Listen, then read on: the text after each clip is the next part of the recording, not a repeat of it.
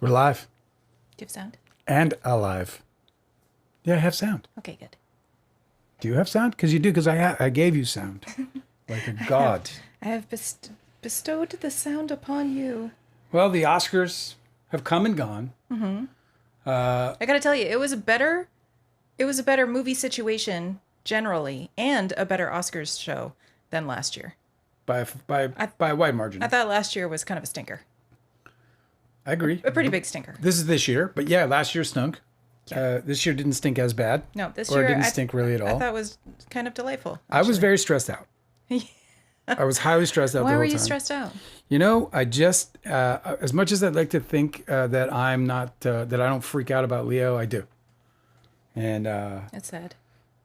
Seeing him in that sort of prolonged fashion, and I just that guy broke me, and I have not recovered. Yeah, they always give him a fucking front row seat, and they always make jokes about him in the monologue, and they always feature him, even though he's doesn't win often. Yeah, but rarely, unless you're Meryl Streep, do nominees win often. So that's not unusual. But no, I know they're giving him the Jack Nicholson treatment, where they're like, put him in the front row; it'll be entertaining. Yeah. But other than that, you look so downcast. It was a very stressful time for me. In fact, I even smoked a little pot because I was just like too anxious. So I burned some weed. I haven't touched weed in a couple weeks.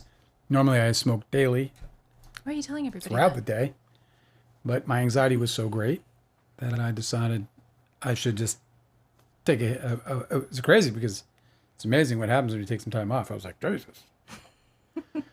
But I was so anxious I had to smoke some pot. That's how. Well, did it help? Not really. No. Maybe a little. Well, I'm sorry we're making you relive it. I'm hoping to have a conversation about it. But if it's taking you back to a dark, dark place, maybe we shouldn't. The show made it dark, bro. Not this conversation. Just look. I mean, I'm sorry. Okay. I'm sorry. Do you want to start over? I had a great time. I couldn't take my eyes off the screen. RDRR all night long. I tell you, gut splitter. And man, the dresses. Well, can we talk about the dresses? I think Demi Moore looked like a bird, didn't she? A real bird. She did look like a real bird. Yeah. I thought Conan O'Brien was delightful, but I always think he's delightful, no matter what he does. Yeah, he's the guy. I think the guy hit his prime. I think he's in his prime right now. Oh yeah. Yeah, no, I think he's in his comedic prime. Conan O'Brien was somebody that I kind of like. He was like very hit or miss for me. But obvious talent and all that other stuff, but just, very hit or miss for me. And, I just felt like he's just been so on fire for such a long period now that I think he's like, I think that, it's taken a long time, but I think he was carrying around a lot of his baggage, his, what people expected of him as opposed to necessarily what he maybe expected. Because of his television show? Well, there's that, right? There's losing the Tonight Show, which, obviously, or losing the Late Show. Sorry, he lost the Late Show. Yeah, I can never remember what they're called, one or the other. I'm like, whatever. I refer to them by their hosts. Yeah, I can't keep it straight. Yeah, so he lost the Late Show, and so that was obviously extremely disappointing for him in the same way that losing the Tonight Show was for David Letterman, and so. But I just think, I don't know, I mean, I'm speculating entirely, but there's just something, really new about him in terms of his energy. I think it's like he's unrestrained in his humor now. Yeah, he's reached the don't give a fuck years. Yeah. And I think that's very obvious. Yeah, it's good when comedians reach those years. Like some of Larry David's best work happened during those years, the don't give a fuck years. Maybe it's because he started a podcast. Maybe. No, I do think that that's part of it. I mean, one of the things that, he's said more than once now publicly is that he has far greater reach now than he's ever had. Yeah. So right. That's got to obviously be emboldening, especially because it's, there's a certain amount of like, what were they watching me? Were they watching my guests? Were they watching a time slot? Mm-hmm. So there's just a lot that goes into being in as a part of a network show versus being Conan Needs a Friend and having and being the draw. I think it's also nice to not be working for a bunch of studio executives and instead just be working for himself. I mean, I don't really know if that's the situation he's in right now, but it seems more like he has a lot more control. Mm-hmm. I don't know what kind of control they get when they have their own late night show. I'm pretty sure they're still at the whims of everybody, right? Oh, they're at the whims of the network. They're at the whim of the FCC. Exactly. There's a whole bunch of stuff that they've got to be compliant with. And so his whole career, he's had people breathing down his neck. I mean, and and a lot of that, a lot of writing can be in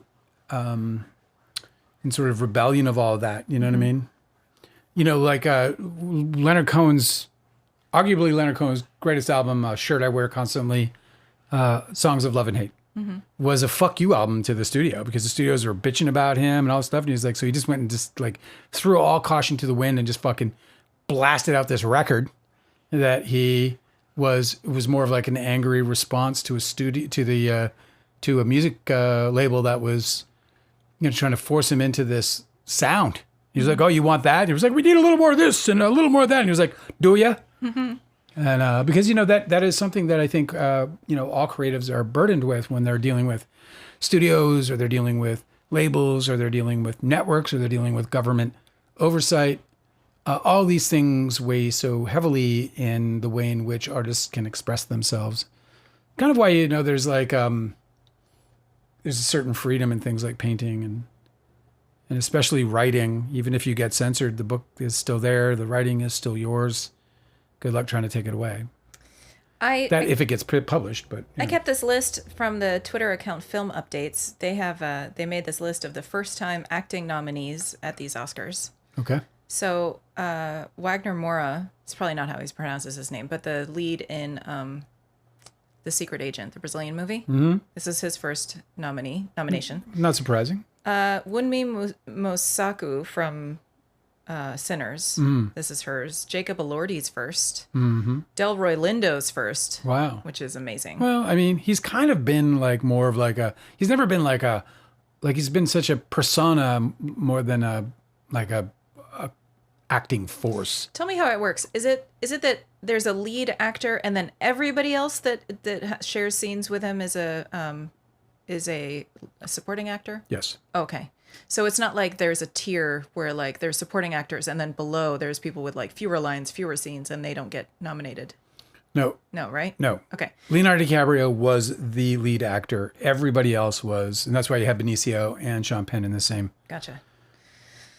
situation. Yeah, I was surprised that Delroy Lindo hadn't been nominated before. Michael B. Jordan's very first nomination, and he won. I mean, it's interesting because I thought he got nominated for that Rocky one he did. I thought he got nominated for Fruitvale Station, but maybe it was a different award. How do you feel about Michael B. Jordan winning the big one? Well, I was just really glad it wasn't DiCaprio because I don't believe that DiCaprio put in enough character work to have deserved it.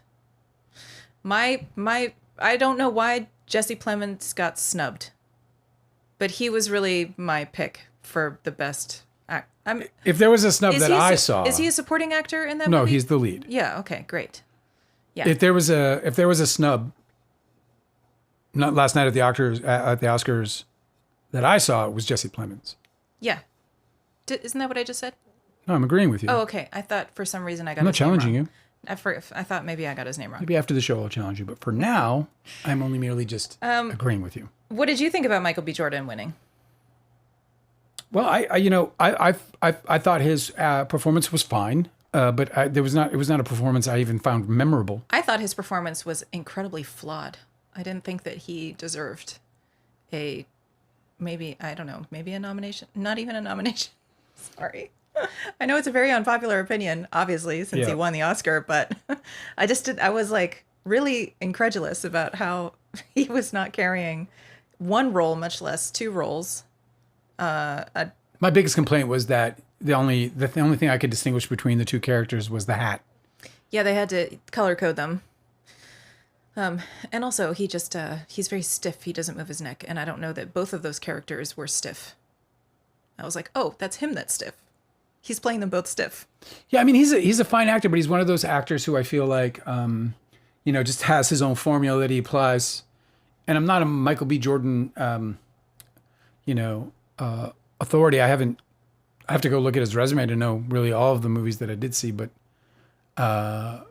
his was not the performance I would have deemed as best performance of the year. Tiana Taylor also is her first nominee. This is the first time I've ever even heard of her. Yeah. Congratulations to her. I also thought it was really delightful that that DiCaprio got the Michael Fassbender treatment. I don't know what that is. Okay. I don't know if you remember, but when Leonardo DiCaprio was being nominated for The Revenant. Yes. Michael Fassbender was also being nominated. Oh, yes, for of course. it was a Steve Jobs movie, right? What was that called? Yeah, it was Steve Jobs. I think it was called, but it doesn't matter. But yes, Steve Jobs with Kate Winslet. Kate Winslet was his co-star, Yeah. and she campaigned so heavily. Hard as fuck. For Leonardo DiCaprio. Not even her co-star, which I was astonished. I was like, does the studio know that she's doing this? I feel like it's a betrayal. Yeah, totally. I feel like you can say mum's the word. Yeah. But to step out of and it's just out of line to I know. campaign for your co-star's when your co-star's opponent. literally it's not even like you're campaigning to get your co-star nominated. I mean, I guess it's not opponent because they don't think of it that way, but still. It is. I mean, it is. It's a competition. It's an acting competition, isn't it? Yeah. Because there's a winner. Mm-hmm. So if there's a winner, then it is a competition. And there's a campaign, which is just bullshit anyway. Yeah. But that she went so hard campaigning against her co-star was just very, very strange. And so I just thought it was really delightful that when Michael B. Jordan took the stage to get his his Oscar, that Tiana Taylor was seated right next to Leonardo DiCaprio and was so loud in her applause and shouting to the stage, and he had to just clench his jaw and deal with it. Isn't that amazing? It is. That his co-star in the movie was super, super excited. The other guy won. I don't know. Whatever.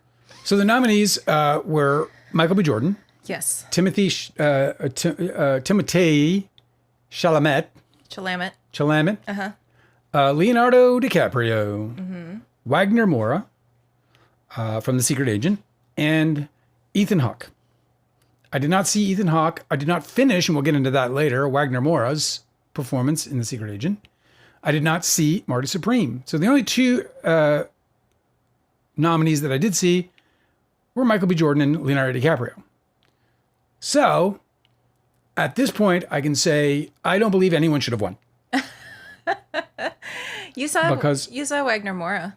Well, I just qualified that as I didn't finish seeing. You didn't finish it. Wagner Moura, so I couldn't. There's nothing I saw of Wagner Moura's performance that I thought was better than Michael B. Jordan's or Leonardo DiCaprio's.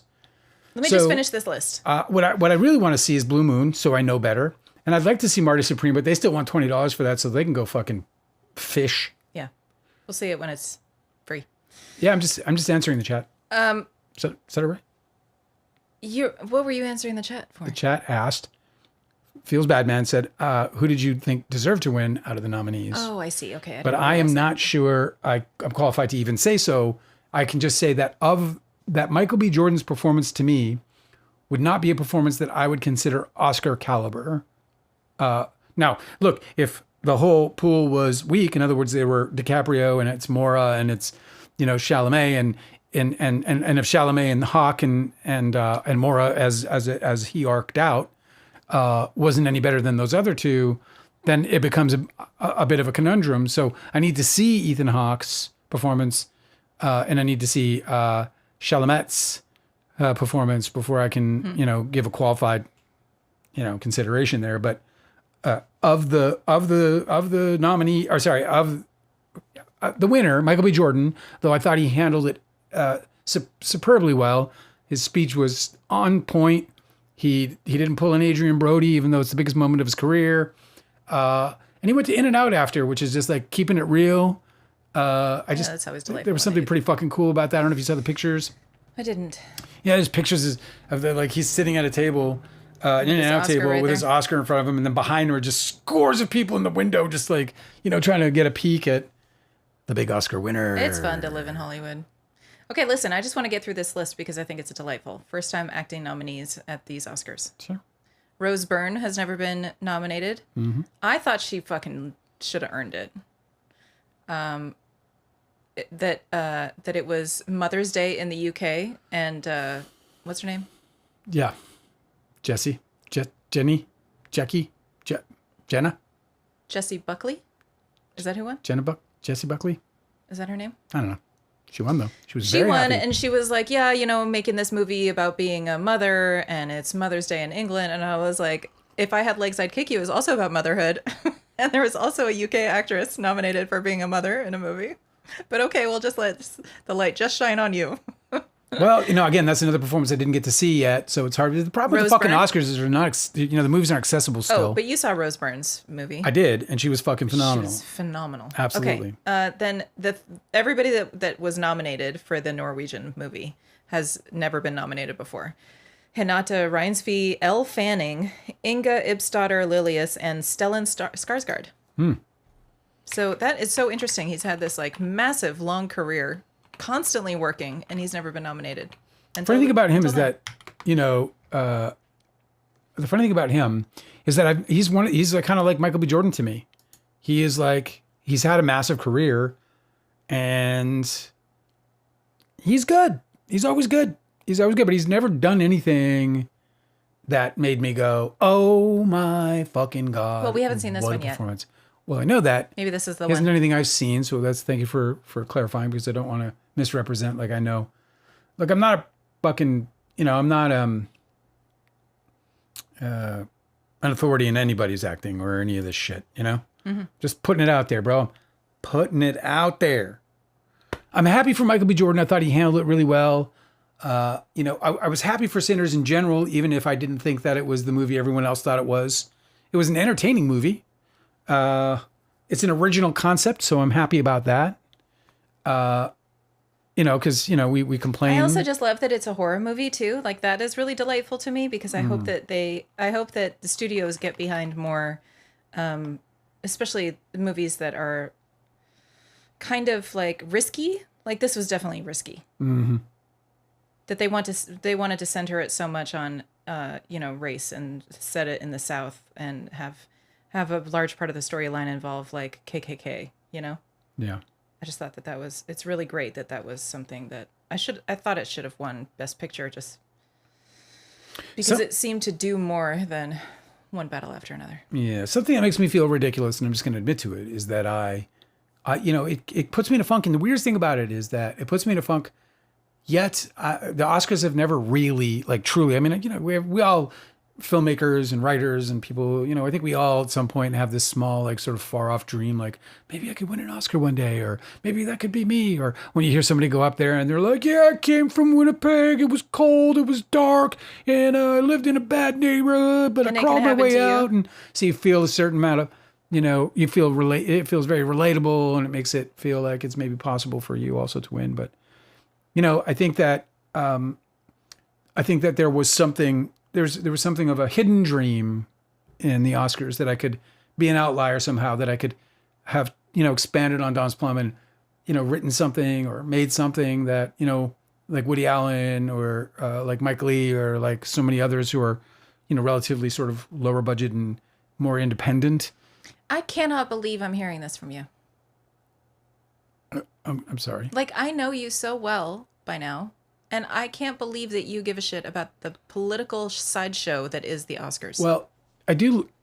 I mean, okay, shame me, but I just. No, I'm not shaming you. I mean, you are, but I can just tell you. I'm not shaming you. No, I just feel like you know what the Oscars are. You know that it's studios throwing a ton of marketing money. I'll tell you what. At a few of their feature films. You interrupted me, because where I was going is that it's representative of a dream. It's representative of a dream. It's a dream. It's not the dream so much to win as to create something so fucking beautiful that it might live forever. And I know I've done that to some degree.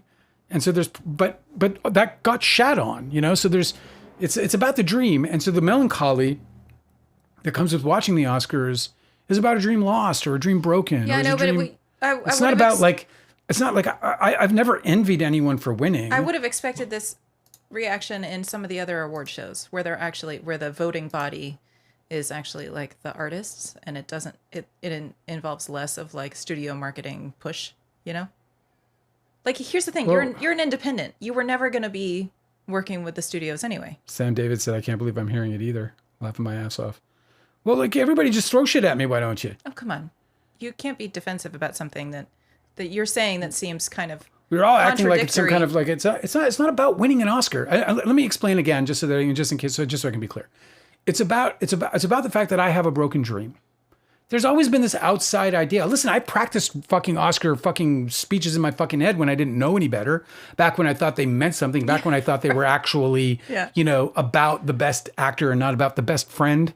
About the best picture and not about who you know. About the best agent at the best agency. So before I That's recognized the political force behind, not just wins but nominees. Man. I mean, before that was a big part of my dream in a very like. When I say it's a big part of my dream, when I say that, I mean that, it's not something I would have ever expected, but it's just like there's, I don't know, whatever. Recognition. I'm an externally driven. We had this conversation at length on this live. I'm an externally driven person. And that's a very high recognition, even if it's tainted. And I agree that it is. But the melancholy for me is the representation of it being a broken dream. And so I don't know. I guess I'm shallow, deep down inside, I'm just a shallow guy. It's not shallowness that I'm pointing out. Certainly, you're not a shallow person. I think that we know this about you. What I'm saying is, I think that it's weird that you ever thought that Oscars were the path for somebody who is very, very prideful of being independent. None of the people at the Oscars are playing the independent game.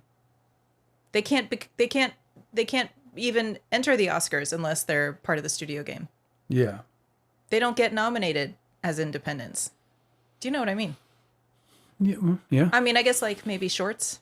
I don't know. Maybe documentaries. I don't even know. I don't know how it works. But the kind of movies that you make, narrative feature films. No, they have. Why do you think that Oscars would even? I mean, Little I can Miss understand. Sunshine is a good example. You would have of one loved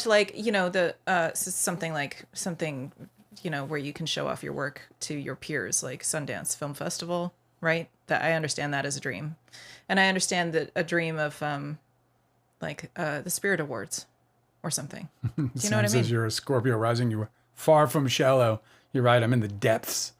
I'm all the way. Nobody's accusing you of being shallow. I called myself shallow, didn't I? I know. And it's not true.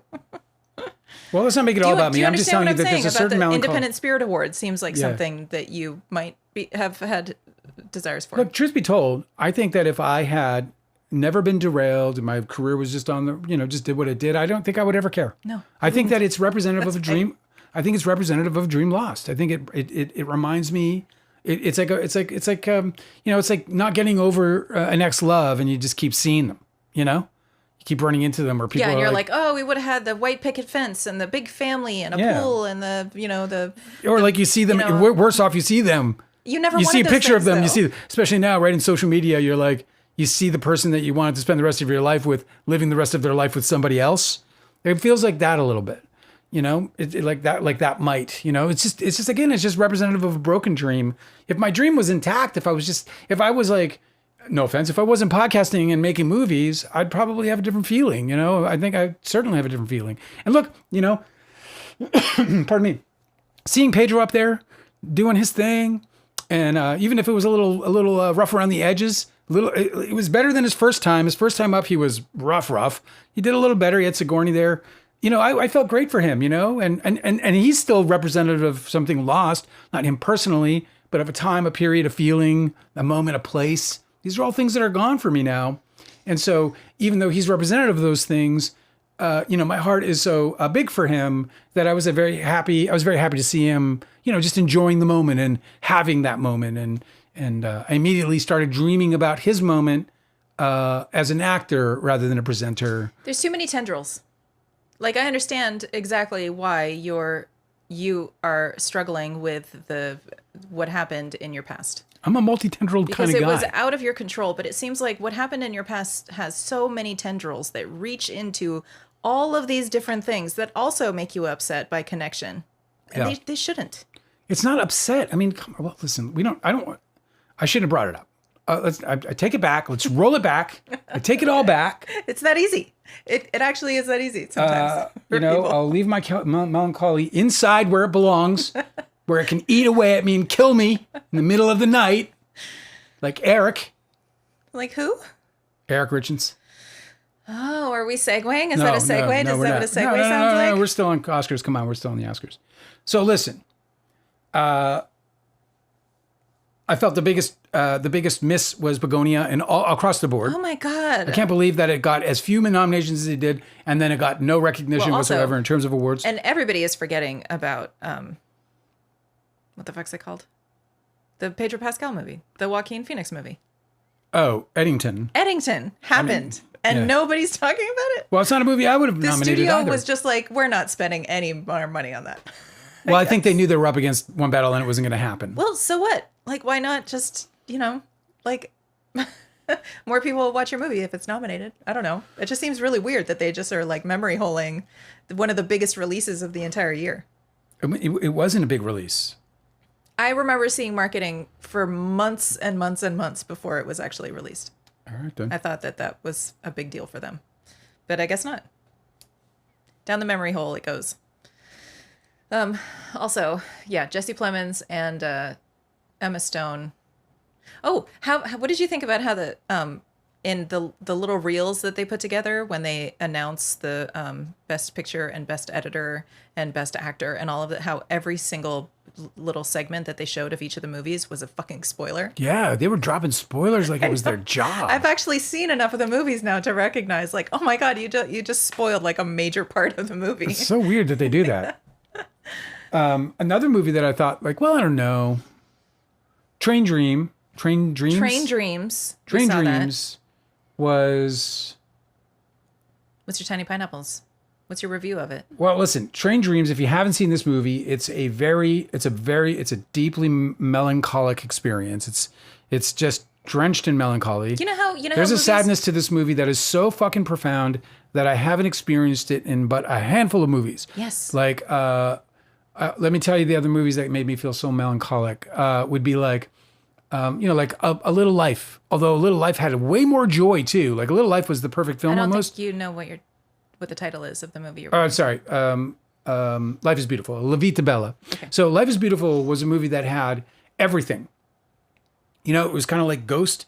The movie Ghost had everything. The movie Ghost was like a mystery, and it was a thriller, and it was a love story, and it had horror elements, and a comedy, and it had and a horror, a ghost story. So it had all these. It had everything. The movie Ghost, and in a sort of similar way, or not quite as multifaceted, I guess, as you could say, as Ghost. But La Vita Bella, that was a very, very funny movie, very light movie, and then it became very heavy, and it became very sad, and it was just but the sadness of A Little Life was earth-shattering for me. Like, I remember it was hours and hours later after seeing it where I just started to cry. Like, I just started to like blubber, like blah, blah, blah, blah, blah, like bad. That movie hit hard. I got daddy issues. I know, but it's one of those things where you're like, wow, aren't movies amazing? Look at how I'm transported. Oh no, it's one of my favorite movies of all time. Look at how emotionally manipulated I've been by the fucking images on a screen. No, I love it. That's why I'm in this business. I mean, that's why I write. That's why awesome. I care about the business in so much. But it is a profoundly sad movie. Train Dreams. Train Dreams is a profoundly sad movie that is just exquisitely shot. Just deserved that Oscar nod for cinematography in every possible way. I think if it had a shortcoming based on just the picture itself, it would be with the editing, which wasn't it was just imperfect. It wasn't bad. It was just a little imperfect. It had just a few issues with it, with some editing. But it was otherwise fascinating. Felicity Jones. If you haven't seen the movie Like Crazy with Anton Yelchin and Felicity Jones, I think it was her debut actually. That movie hit me hard because they found this actor when she looked at you, you melted. And you didn't melt because of desire. You melted by how much love could come out of a single look and a single smile. And that she can still capture that all these years later in this movie, which isn't necessarily all that difficult to do, when you're looking at, what's his face? Joel Edgerton. Joel Edgerton, a very fine-looking man, a very masculine dude. He's becoming one of my favorite actors because he does big hands. He does a lot of really big hand, like pipes, like my dad, but bigger. He's that's a real reason I like him. Pick up this house, and I will move this house here. And then I will pick up this house and move it here. And I will take out the trees with one hand. He knows how to swing an axe. You know what I'm saying? Yeah, he's got big hands. No, listen, he's becoming one of my favorite actors, and he does a lot of screenwriting and producing, maybe directing too. I can't remember. I'd have to look at his IMDb. But he really, really knows how to pick the projects.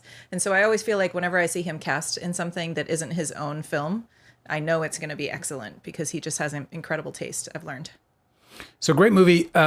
It had enough flaws for me that it didn't make it quite to 4 Tiny Pineapples. Oh, okay. How many Tiny Pineapples? It gets 3.5 Tiny Pineapples. 3.5? But a very enthusiastic 3.5 Tiny Pineapples. My only caveat is that, it hurts. It hurts. It's a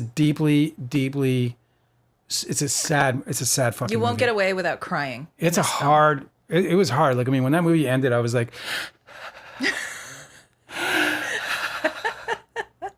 hitching breath, It was. You come out of the movie theater, your friend's like, dude, are you okay? You're like, I got really bad allergies right now. Yeah. But I do love when movies can affect you so deeply and so dearly. And so it's hard not to give it 4 Tiny Pineapples. By the way, William H. Macy, he crushes it in this piece. And this movie's kind of really easy to spoil. So I don't want to say too much about it. Yeah, no spoilers. Except to say that it's profoundly sad. It's profoundly moving. Mm-hmm. I think that there's thematically a lot going on that's really worth it, to watch. And I don't want to speak so much to the themes because I think the spoilers lie within the themes. So I have to be cautious as I step around this one. But I highly recommend seeing it if you haven't. It's available here in the United States of America on. I think it was Netflix. Let me double check. I remember there not being any ads, which was a mercy. Yeah, they didn't. That's true. Imagine having your tear-jerking moments and then having a fucking Ozempic ad or some bullshit. This movie was adapted by a very small book, a novella, written by Dennis Johnson, which I read when I heard that they were adapting the film. And it's very short and it's really, really immersive. I really love this book. It's titled Train Dreams by Dennis Johnson. Mm-hmm. And he passed away relatively recently, but he had another movie, film adaptation of a collection of short stories of his titled Jesus' Son. I don't know if you remember that one from the 90s. That starred what's his face? I'm gonna look him up. I want to say Jim Caviezel, but that's not him. He's got like the same exact face. I got the verdict up, by the way. When we do transition into the, I got lots to say. Okay, but listen. Yeah, I'm listening. Jesus' Son starred Billy Crudup. Do you remember this movie in the 90s?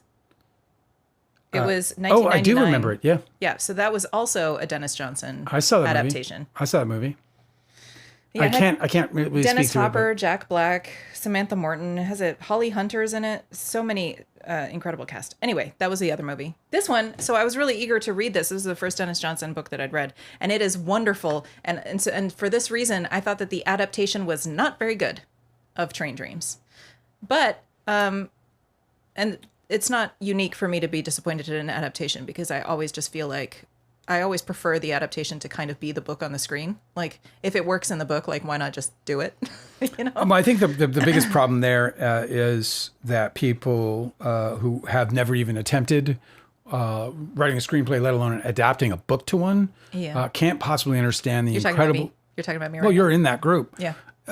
It is an incredibly difficult. It's a very high mountain to climb and a very tough mountain to climb. So I thought that they nailed some things, but there were some scenes that I thought were really impactful in the book that they kind of smushed together with other scenes and they lost their impact that way.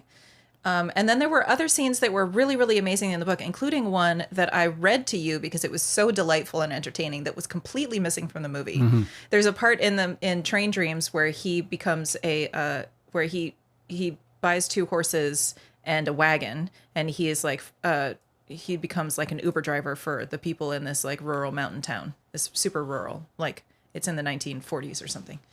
And there was in the book, there's a story where he has to pick up a guy who needs to go to the hospital, go to the nearest like medical facility, whatever they have that's like that in that time, because he has been shot by his dog. And so the guy knows this, the protagonist knows this, and he's picking the guy up, and he's awake and he's with us. He's just been shot, and so he's like, kind of struggling with how bumpy the ride is. And he really wants to know why. What do you mean you've been shot by your dog? And the guy isn't giving up the story. And so this is really great, like sort of banter back and forth where they get more increasingly frustrated with each other because he's trying to extract the story, and the guy doesn't want to tell the story about how he got shot by his dog. Well, that was completely missing, and I don't know why. They just didn't put it in the movie. Again, well, first of all, I think the director, I think he chose a path, and he stuck to it, and that's kind of real important when you do an adaptation, because books can have, many more layers than a screenplay and a movie can. Remember that you're taking 120 minutes, or maybe a little more, out of the book. You can't, and a book, like my book is, they say 17 hours of reading. Now, if I have to adapt my book, it can't be a 17-hour movie. No, it's a series for sure. Or even but I'm saying if I had to adapt my book into a feature film, major sacrifices from the book will have to be made. So and that might be that, that might mean that people who are fans of the book, which there is at least one here tonight. Yeah. Then they would be like, there's two. They would Here's be like, one. well, you don't count. Here's one over here. I will say that I do recommend Train Dreams as the adaptation and Train Dreams the book. And unlike my big criticisms about We Need to Talk About Kevin, film adaptation, where I would say don't watch the movie until you've read the book because the book is so much better. With Train Dreams, I think that you could watch the movie and then read the book. Read the book for like some elaboration, some extra juice. But the movie did such a good job of capturing the feeling and casting and the cinematography and the music and everything was just absolutely fucking nailed that I just feel like it did a really good job of adapting the book very differently, but still sticking to the important parts.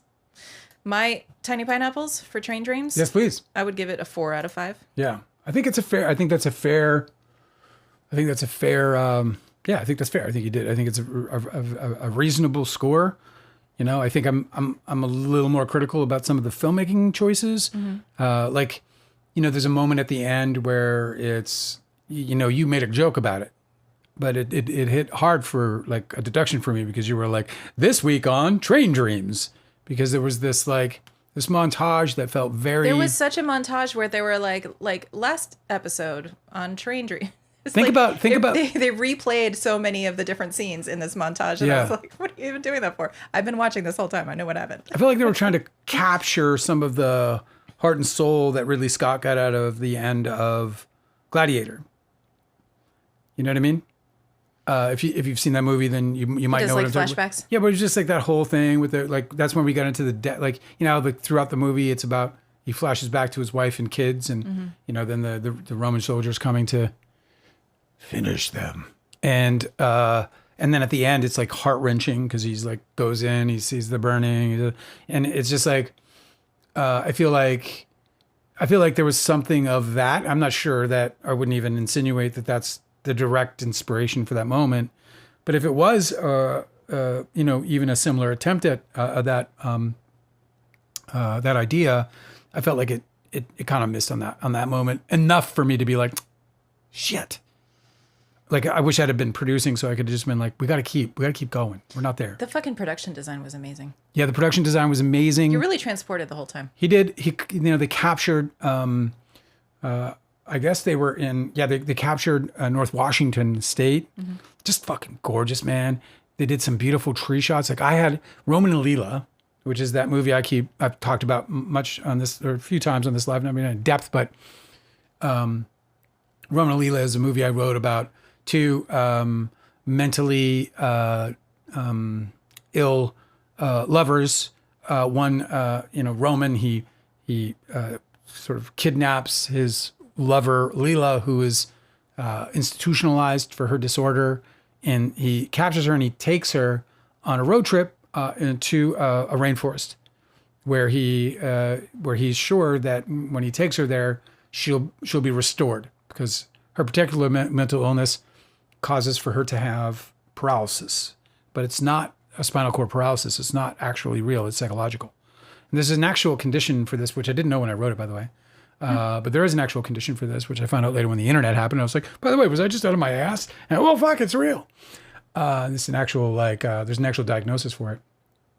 So, and my whole dream was to shoot these trees, these giants. Yeah. Because I'm telling you, man, you can't, like when you see the pictures of the guy standing in the like hollowed out area or whatever, driving through, in Humboldt County and stuff. Yeah, you can see that's a big tree. And you're like, wow, that's a big fucking tree. That looks really cool.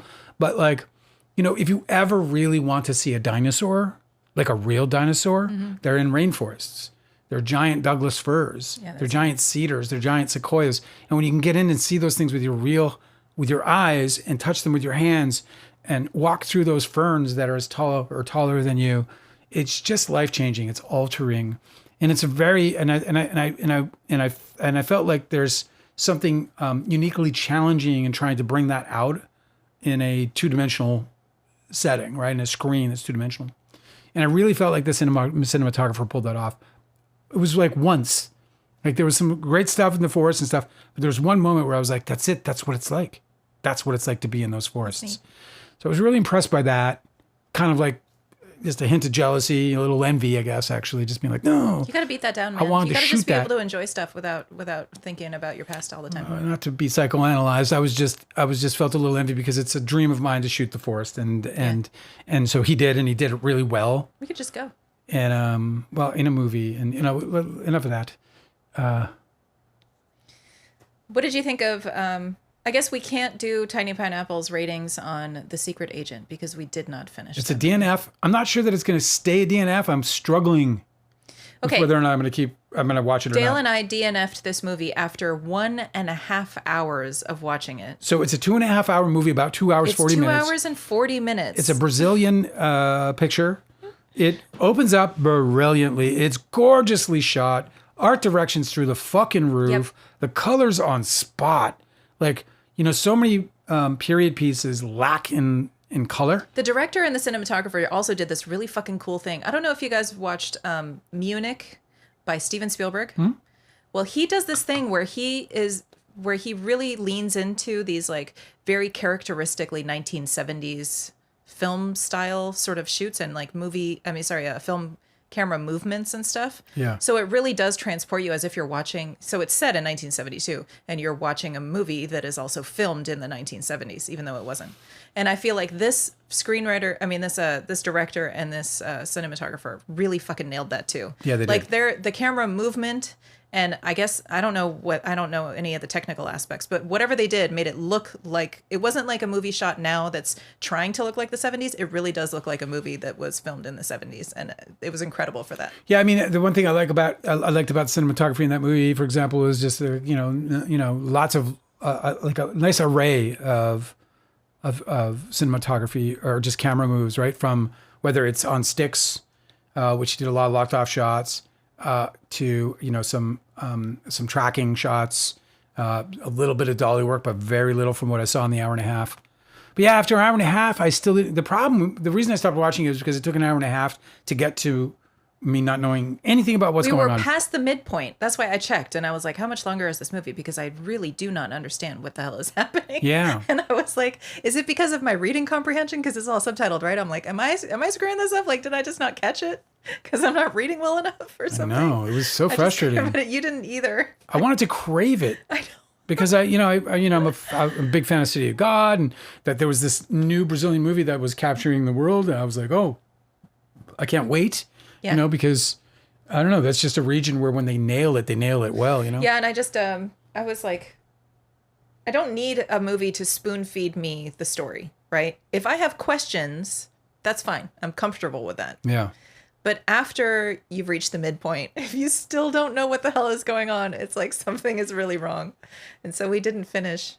But it was beautiful and it was really well acted, and whatever was happening was great. No, I'm happy for the nominations that it got. I can't wait to see the movie that did win for Best Foreign Picture. What's it called? Not Sense and Sensibility, but no, sentimental Sentiment value. Is it called Sentimental Value? Yes. I'm excited to see that movie. That's the one where Stellan Skarsgård is in it, among others. And Yeah, there's also it's another a Norwegian foreign film, is it not? Yes, Yeah. another foreign film. It was just an accident is interesting to me. I'd like to watch that one too. Yeah, so just back to my point, I want to see that movie, and we were planning on seeing it yesterday because we didn't think we were going to watch the Oscars because we don't subscribe to any kind of cable television service like YouTube TV or whatever because it's fucking it's like over $1,000 a year, and I just can't stomach that kind of money for something that I use so infrequently because it's just not everything I stream. But surprise, surprise, it was on Hulu, so we saw. So I'm going to spend like $1,000 a year just to like make it to the Oscars on time. But yes, it was streaming live. And I got to tell you, right, because I do have this melancholy sort of association with it. I was like, well, let me check and see if it's playing. Oh, nope, it's not. And then I just left. And then Angela was like, are you sure? And so we missed the first 17 minutes. We are going to watch the first 17 minutes. And I'm going to come back with more comments about Conan O'Brien, who fucking nailed it. And I will say about the Oscars that I loved. This is what I loved. That Timothee Chalamet was utterly humiliated through the whole fucking show. Kept bringing he had to sit there and take the opening operatic fucking the opera opening with Groban and Conan obviously to the ballet dancer on the that number for it was for Sinners. Yeah, for Sinners. Where they had a bunch of black dancers from all the different genres of music. And so they brought Misty Copeland out of retirement. Everybody was like, to the front of the stage. Yeah. And then like countless people referring to Chalamet's faux pas. And I thought I loved it. I thought including like, award hold them winners accountable in their award speeches. I know. Referencing it. It's so humiliating. And then you see how he shows up in his like white suit with his girlfriend in her like Jessica Rabbit outfit. And I'm like, oh, okay, I get it. The problem with this kid is he has no taste. That's his whole problem is that he doesn't understand. It was wild. So what else? Screenplays. Well, obviously Sinners won for best original screenplay. And look, I thought it was a good script, actually. I did like, I don't know. It's just like, I just thought the movie was not as much as everyone made it out to be, even though I did enjoy the movie. And this is like, I also think that the movie might have been better cinematically by sitting in the audience and watching Sinners in a big theater and being with a crowd of people rather than just you and me and, being like, pause, I gotta go take a leak, like, so it was, there's that aspect, which to me as a filmmaker, drives me nuts that people have never really been able to experience have not been able to experience Don's Plum on the big screen, but for a few minor, exceptions, like when people saw it in Berlin and the limited theatrical it got in a few other countries like Japan and in Spain. But like, I think that we missed out on much of the cinematic experience that Sinners offers. And so to that extent, I have to concede a little, I guess, ignorance to, sort of the true capture of that movie. But super happy for Coogler. Is that his name, Coogler? Ryan Coogler? Ryan Coogler is an absolute button. He is just the cutest little thing that ever happened. The way that he talks with such sincerity and such heart about literally everything. He feels so big and deeply about everything. He really means it. And everybody that shares any space or creative time with him is just like so touched by it. I'm rooting for him for everything he does. I don't think I necessarily appreciate his art. Like, I'm sure he's not making it for me, but that he did like he took big risks in the horror genre and it landed him there on the Oscar stage. I think it's just fucking fantastic. Yeah, that's a big deal. For everybody. You're right. And especially that he's telling stories that are also so thematically connected with American history and the horrors of it. Yeah. I also think like there couldn't possibly be enough of those stories told. I'm always rooting for people that do that. In fact, you have a story that is set in the South, and I always saw it as an allegory of the social dynamics and the social tension in the post-Civil War South. And I always wanted to sort of bring that out. So I'm always just rooting for anybody who wants to, especially in the horror genre, like you really can explore these really taboo subjects in a way that's safe because it's horror, Mm-hmm. Like horror more than any other genre, I feel like is really ripe for putting taboo things, having tough conversations about things like, grief, trauma, all of these things, I'm just really glad that they've accepted it more, because it really used to be shunned by the Oscars, and it was kind of lame. Because horror filmmakers are fantastic. Give me a second. I'm gonna. Slowcar is with us. Yeah, what's up? Said all the young women in the room at the Oscars must have been the real one battle after another for Leo. He's never gonna live it. What was the joke? Somebody was like, because she's older and she's staring at Leo, making him uncomfortable. Who said that? Can't remember. I was making jokes about how he's like debuted as Perv Stash. He's like, hey man, why not just fucking lean into it, right?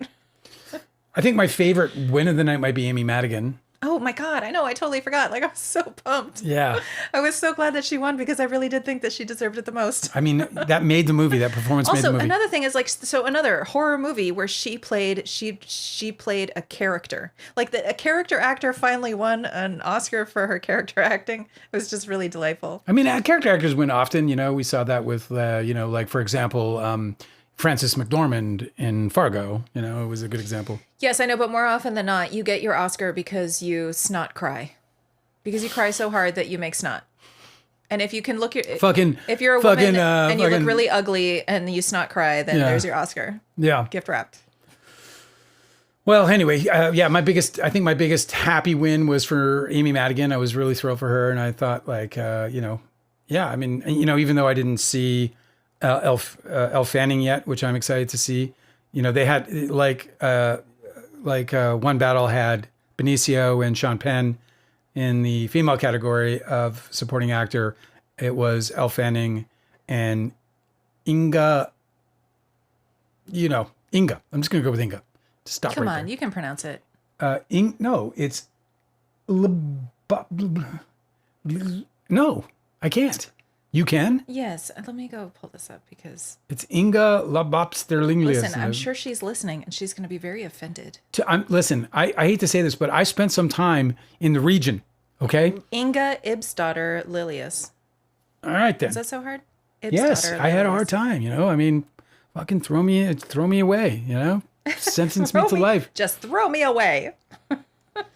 Yeah, Tiana Taylor celebrating Michael B. Jordan beating out DiCaprio was definitely sort of like a... It was a highlight for sure. It was like, I'll take two of those, actually. Yeah. That was kind of fun. Who won? Okay, I need to find a winner's list. Do you have one up there?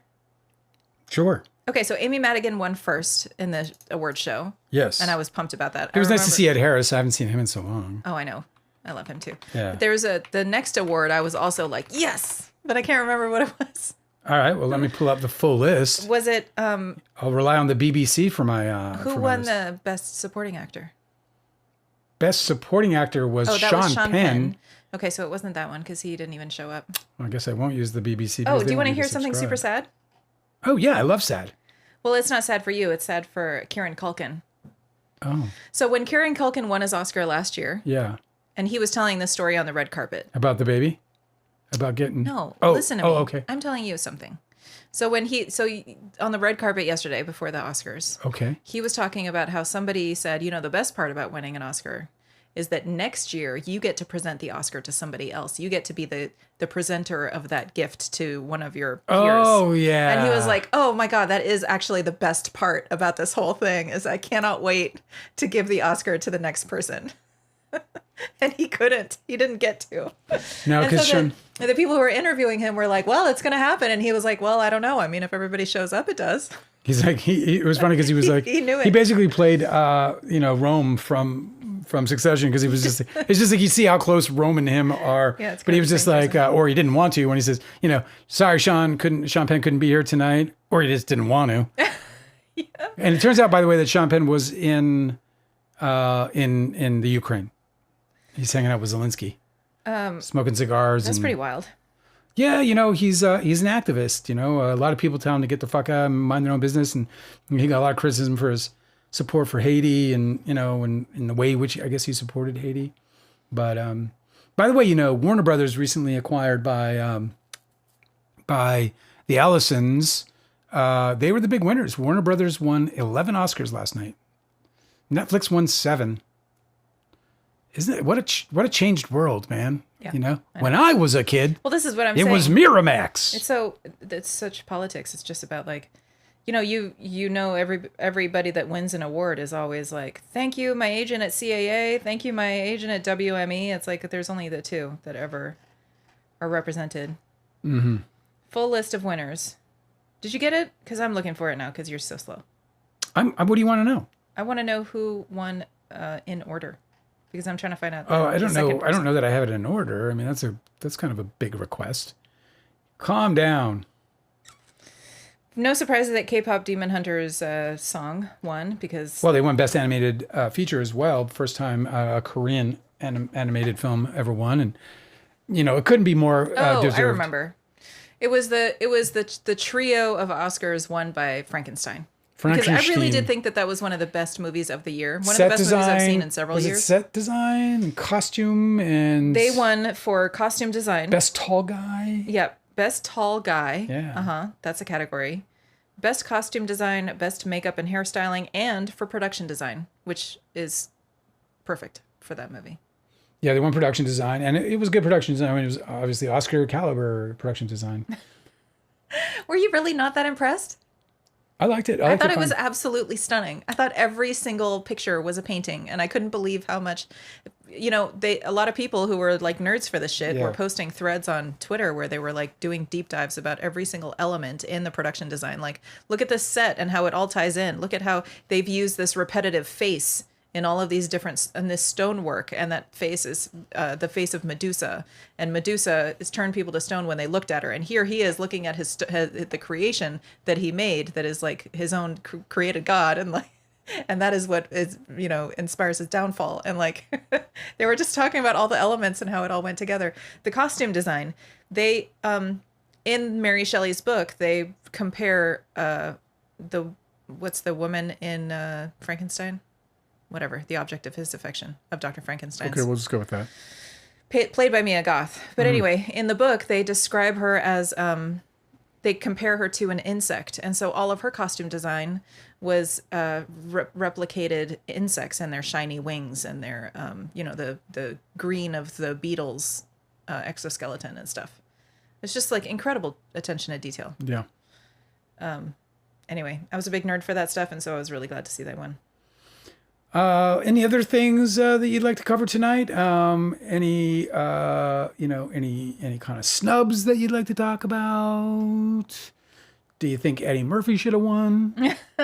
Or I think that a lot of people are talking in the chat about the banter, like they bring two people up to to present an award, and they do a little joke, and then they say, "Okay, now the nominees are." Yeah, it's just like some of the worst writing of all time. I know. I always find that to be pretty tedious. Yeah, that's where Pedro was like, I felt bad for the dude because I'm just like, you got to know it's bad. Oh, his timing was so bad. Well, the whole thing was so bad. It was just such a bad, and they're running off of prompters, which is so weird. It's just like, why can't you commit to memory this one thing? I mean, you're there all week partying, but whatever. It is what it is. I mean, it is what it is. It is cheesy ass, fucking Oscars. I mean, you're not going there for the writing. I mean. Even though Conan absolutely crushed it. Mm-hmm. And I can't wait to watch his opening because apparently the cold open is fucking kill. I got it saved, ready to go. I tried to watch it, but we were getting caught up in this Kouri Richens things, which we will transition to momentarily. But Mr. Hands 57 is with us. Oh, what's up, dude? Said Jerry Swindall Oscar sweep. Hats off to him for winning every single award last night. Well, yeah, he beat me too. I kept looking at Angela going, I didn't win again. I can't believe I didn't win. I can't believe it. Snubbed again. Yeah, Jerry Swindall. I truly wish the best for that man, even if he doesn't like me, and he doesn't. I can assure you of that. It's the damn sinners slander from you too. Yeah, I know you love that movie, but hey, listen, it's not that I don't love the movie. I just don't feel like it's not that I didn't like the movie. I appreciated it. I enjoyed it. I didn't, I finished it. I enjoyed it. I can't remember what I gave it, maybe 3.5. I will say that as a horror movie, that film was super fun the whole time. Yeah. There were just like a few mistakes too that I felt were like inexcusable in terms of like horror movie etiquette. Well, and vampire lore there was some problems with the lore too. Okay, somebody stabbed a hole through a door. Yeah. And then on the other side of the door, somebody puts their eye right to the hole. Why would you do that? And I was like, oh, I know what's going to happen. Yeah. Bro. But then it didn't happen. Well, I know, and that's even worse. And I was like, it's even worse. It's even worse. It just didn't happen. It just like was completely dropped. I was like, that is a Chekhov's gun that didn't go off, and you're sent to jail for 1,000 years for that. There's absolutely no way that if I were working on that script if I were producing and I was working on the script, I wouldn't be like, dude, they're not gonna do that. Number one, you can't stab a hole through a wooden door with a knife. Number one, you can't do that. Even if you're a vampire. There's a suspension of disbelief that you can get maybe around that. Number two, why would you present this scenario and then not have the guy stabbed in the eye? Because you know how that hole got made. Or at least like insinuate that maybe he doesn't get stabbed in the eye. Whatever. It just was completely dropped after that. And I was like, was there a problem in the editing? Or like, what happened? I don't understand. This is a super big mistake. Unforgivable. So look, one of the stories emerging from last night is that there was a feeling that Eric Dane and James Van Der Beek were both snubbed from the in memoriam. And I got to tell you, man, I don't think so. And the reason I don't think so is because while they were both in feature films, they were definitely TV guys. Both of them had their biggest career moments on television. And I feel like they're going to get their due at the Emmys. What films do you remember Eric Dane in? We recently just watched one. Okay, what was the movie? It was the one with Samara Weaving and Ray Nicholson. Okay. And it was the one about her having a stalker and Eric Dane was her bodyguard. And what's the other movie you remember him from? You just recently watched that, am I right? Yeah. And we didn't even know he was in it, was he? Or did we? No. Because he was just a secondary character. He wasn't even a main character. He had his supporting role, right? Mm-hmm. Okay. And that we watched recently. What's the next best one you can remember Eric Dane in movie? Oh, I've never seen him in anything. Oh, see what I'm saying? How about James Van Der Beek? Well, listen, here's the thing, though. But please just answer this. Go through the exercise. They have like marketing consultants and stuff on the Oscars reel, but they don't have these actors. Like it is a bit strange. They just don't look. They don't have. Well, no, because they're trying to span the. And that's not strange because they want to feature. All the losses, not just actors, not just directors, not just the creatives, but also the people behind the creatives. The people behind the scenes too, but just because I haven't heard of them or haven't seen the movies that they've done doesn't mean that they don't belong on the reel. But think of it as slots. Think of it as slots. Mm-hmm. Think of it as like we have to make sure that we recognize any major marketing executives, any major studio executives, any major legal minds, any major, whatever, composers or whatever it might be, people who are relatively behind the scenes. And they have them as slots. And because what you've got is a limited amount of time, limited amount of space to cover as many people as you can, while still being true to what is going to be the most sort of major impactful passings, that of Rob Reiner in this case, obviously Robert Redford, and Diane Keaton. So did you hear that there was more than just that controversy about the in memoriam? Jane Fonda was on the red carpet and she was like absolutely pissed. She was like, why is Barbara Streisand up there honoring Robert Redford? She did one movie with him. I did 4. How come I wasn't invited? She was pissed because she's not Babs. Well, probably because I did know that there's a lot of controversy around her because it was like this was supposed to be about Robert Redford, not about fucking Barbara Streisand. Yeah. But it's about their relationship, and so I'm a little loose on that. I'm like, she's talking about her relationship. Billy Crystal did the same thing. It seems like a little misogynistic actually to me because there was like I read a whole bunch of it. It's like, oh yeah, it wasn't about you, Babs, but nobody fucking said that about Billy Crystal, and all he did was talk about. Oh, not all he did, but what he did was talk mainly about his relationship with him, how far it went back. They started out on All in the Family and then went from there. I don't know, man. I'm with Jane Fonda on this one. I think that I'm not talking about that. I'm saying the criticism over Babs being so-called talking about herself rather than talking about Robert Redford so much. And I just didn't think that was a reasonable criticism of her. As far as the choice, I can't speak to the choice. Maybe because they didn't want fucking, maybe because they were afraid that, Jane Fonda was going to be like, Bobby, I'm gonna miss that guy and fucking Donald Trump, bro. She's. And also it's like, it's just really funny when the seniors are fighting. Oh, you didn't get to memorialize your friend on a fucking award show on TV? Like, is this a real problem? It wasn't my favorite moment at the Oscars. It wasn't my favorite in memoriam. The whole in memoriam I thought was it wasn't their best work in that regard at all. I thought the Rob Reiner thing at the end when they have the whole cast or his whole like array of cast members. It was right in the middle. Well, at the end of the Rob Reiner thing. Oh yeah, right. Was to me, it didn't hit as hard as I thought it might, you know? Seeing all those sad ass people, which, you know, I think we're all sad about Rob Reiner's passing and his wife, Miss Singer. Yeah, you know, back to Eric Dane. I loved the guy. I mean, I love the guy.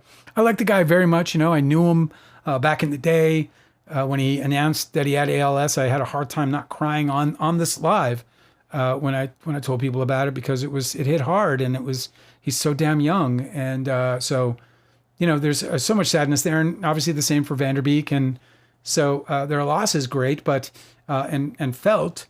But I just don't think that they were, you know, as they weren't representative of the movies as much as they're representative of TV. And so I certainly hope that the Emmys takes care of paying tribute to them and their memory. But I just don't think that was Oscar responsibility. And they only have a finite number of spots. You can't just fucking put everybody in. I think so too. It's a lot. They have this criticism every single year, and it's every single year people are surprised that there's people missing. Yeah, it's like it's just this way. There were a lot of people that were missing. Mateo's. It wasn't just James Vanderbeek and Eric Dane. It was also like Tom Noonan was missing. Yeah. And then there was I forget this other. Yeah, Tom Noonan. Oh yeah, Peter Green. You know. Yeah, Peter Green, and then there was also. And Peter Green was a movie guy. Like Peter Green mostly did fucking movies. You know, I'm sure he was probably in the in memoriam on the Spirit Awards because James Ransom was missing too. Yeah, that's true. Yeah, so there's a bunch missing. But hey, Alyssa, what's going on? Alyssa's here. Who else is here? Mateo's here. It's good to see you again, Mateo. Yeah, we got some good folks here. It's always got some good folks here. All right, shall we transition? I know, man. I got to tell you, dude. I just don't understand. You know, I certainly think. Okay, so we're transitioning into the Richens trial. Is that okay? Yes. Last thing is, Slow Car says sentimental value was so good. Highly recommend. Yeah, I'm gonna watch the shit out of that movie. I'm probably gonna watch it more than once. I'm very excited. Yeah, Varsity Blues. Slow Car just mentioned Varsity Blues, which is obviously a memorable movie. Again, I just don't know that it's sort of Oscar worthy in that, or sorry, I don't know that Vanderbeek can push somebody out of the spot. You know, I think a lot of the sort of backlash about it is also because they were both such young men. So there's that sort of tragedy factor in it. You know, and so I think the people are like, hey man, recognize a tragedy when a tragedy happens. Yeah. Did you say we have a verdict?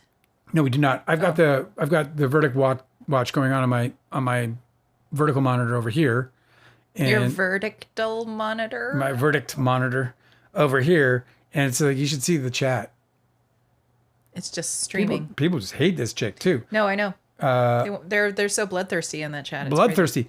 Let's talk about this fucking case because it drives me crazy. This case drives me crazy. Yeah, so we listened to closing arguments today. You did? And they weren't any clearer than the opening arguments. I have never seen such weak sauce in my life from a prosecutor.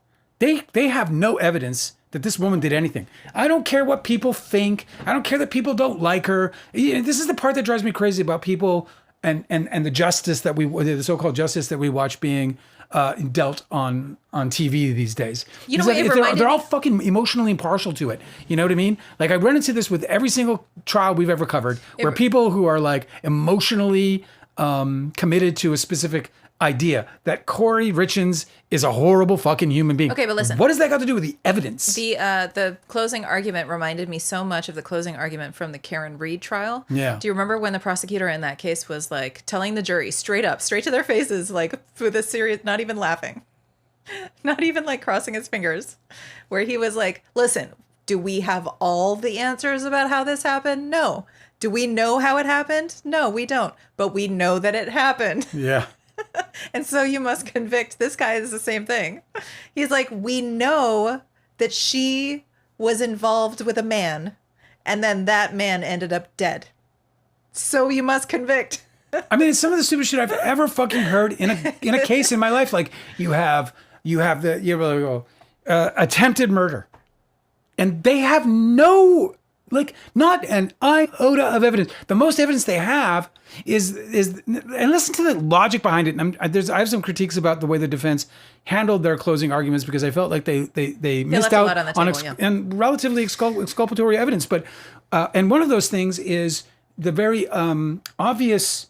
When the medical examiner was on the phone. Well, that was the biggest one. The medical examiner, she's telling the medical examiner to look deeper, to keep looking. Keep investigating. We need to find out what happened to my husband. Preliminarily speaking, they were coming up with COVID and the damaged lungs from his masonry work as being is it stonemason? It's, yep. Oh. Yeah. So his masonry work and the COVID, the earlier, before they got the toxicology report back, they were talking about the damage to the lungs, that his lungs were just shit. Which, by the way, because they were trying to, the prosecutor in their closing statements were once again saying shit about like, oh, she's trying to minimize the death. She's literally telling the she's telling the police he didn't do drugs. She just fucking overdosed him on drugs. Why would she tell them that? When she could easily have said, yes, he had a drug problem. It was a secret. Easily. You and I were ranting about this today. Like, I just couldn't believe it. Like, it's absolutely we were like nuts. Standing in the living room, like yelling at the TV. Because it's so fucking nuts. Because that's not what murderers do, bro. Because the police arrived on the scene and they saw a guy who had passed away from mysterious circumstances. And so they asked her, does he use drugs? Because clearly the police experience this sort of thing with drug overdoses, especially very often. Sub 40-year-old men. And if she had actually poisoned him with drugs, she would have told them, yes. He keeps it a secret. He doesn't want anybody to know. Nobody in his family knows. Only I know, but he has been struggling with this for a very long time. And I warned him that he would have overdosed and he would have left our children without a father. And here he is. He's gone and done it. That's the way it would have gone if she was guilty. She would have been like, yes, he took a fatal dose. I kept warning him he was going to do it. And he finally did it. But instead, she told them the truth, which is that she didn't think that he ever used drugs. Because she's certainly not involved. She told it to multiple people. She wasn't going to Why would you tell somebody that he doesn't do drugs and then kill him by an overdose? Why would you tell him that when the only way to get away from this crime is to paint a picture where he accidentally overdosed? So here they have a guy who's very clearly passed away from drug use. Whether she poisoned him or whether he took it, they don't know. Oh, drug overdose, yes. But when you have somebody who passes away from drug use, then who lives in a house with small children, most of the time you'll look at where they live in their office and in their car for where they hide these things. Somewhere where they're sure they won't be found out. And the police never, ever, ever investigated his daily driver car and his office, where he might have kept these substances. Never, ever did they investigate those places. So it's just like, I don't know how the jury could even bother. Look, Hanada says, drugs, he fell sick. She ordered stronger drinks and he died of the exact same drugs. What are you talking about? There was no drugs relative to the attempted murder ever found in his system. He was never tested for drugs. He ate a sandwich and he got allergic reaction. And he had an EpiPen to try and quell the allergic reaction. And then later, in the presence of Kouri and one of her best friends, joked about Kouri trying to kill him. And here's the other fucking part of that evidence that makes no fucking sense at all. This guy is a father of these children. Everybody agrees in this trial that he was an amazing father. He's the father of these kids. He believes that his fucking wife just tried to kill him and he's not going to leave. He's not going to take them kids and get the fuck out of there? If he was sincerely worried that she was trying to kill him by poisoning. Like, where does common sense... Why can't common sense have any play in this at all? You think that she's going to, first of all, spike a sandwich that she buys at a fucking restaurant. It's about the stupidest thing I ever heard. So, and then on top of that, she's going to spike this sandwich, which then she has to rely on that he's going to eat it at all. First of all, it's the other thing you have to rely on is and that not share it with like a coworker. Or not share it with a coworker. She puts it in a truck where anybody could get it. It's just fucking... The amount of, and then at the same time, the prosecutor will tell you that she'll do that, but she's not a stupid woman. She's got a master's degree, the prosecutor says. But at the same time, this master's degree, this person with, doesn't know how to cover up her crime. Doesn't not just that, she's telling everybody she's gonna do it, bro. She's fucking, the guy's openly talking about her being, that she's poisoning him. She's hanging out with one of his employees and saying, man, it'd just be better off if he's dead. Even though we heard that employee say to prosecutors or to the police, she said, I'm not confident in taking the stand, because she didn't remember that, because it's bullshit. It's fucking bullshit, Then they're relying on a drug addict who says her brain is fried, says her memory is shit, said that she, that her statement was basically put forward by the police for her to agree with, who had the incentive to lie, because she was looking at a minimum of 7 years, and even longer if they actually were able to prove that she supplied the drugs that took the man's life in the first fucking place. Yeah, but this is interesting, because in the defense's closing argument, they pointed out that the toxicology report said that he did not have any oxycodone in his system when he passed away. And Kouri Richens was ordering oxycodones from her drug dealers.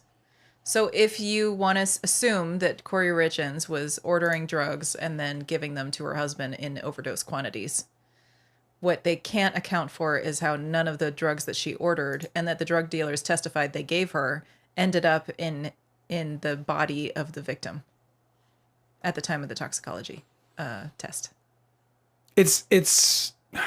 He also so much went on hunting trips in Mexico, so he could have obtained the drugs there. Right? He could have obtained drugs that he thought that he understood. Yeah. And then he took too much. Somebody was saying that he often took pills to go to sleep because he had back pain. And so he would numb his pain and also sedate himself, and he would sleep long nights because he was like a anxious person with pain. So if he was dealing with insomnia and pain and couldn't lie down in bed for long hours, then it seems like he would use this sort of drug to knock himself out. Dude, the defense offered, the prosecution offered bullshit after bullshit after bullshit after bullshit.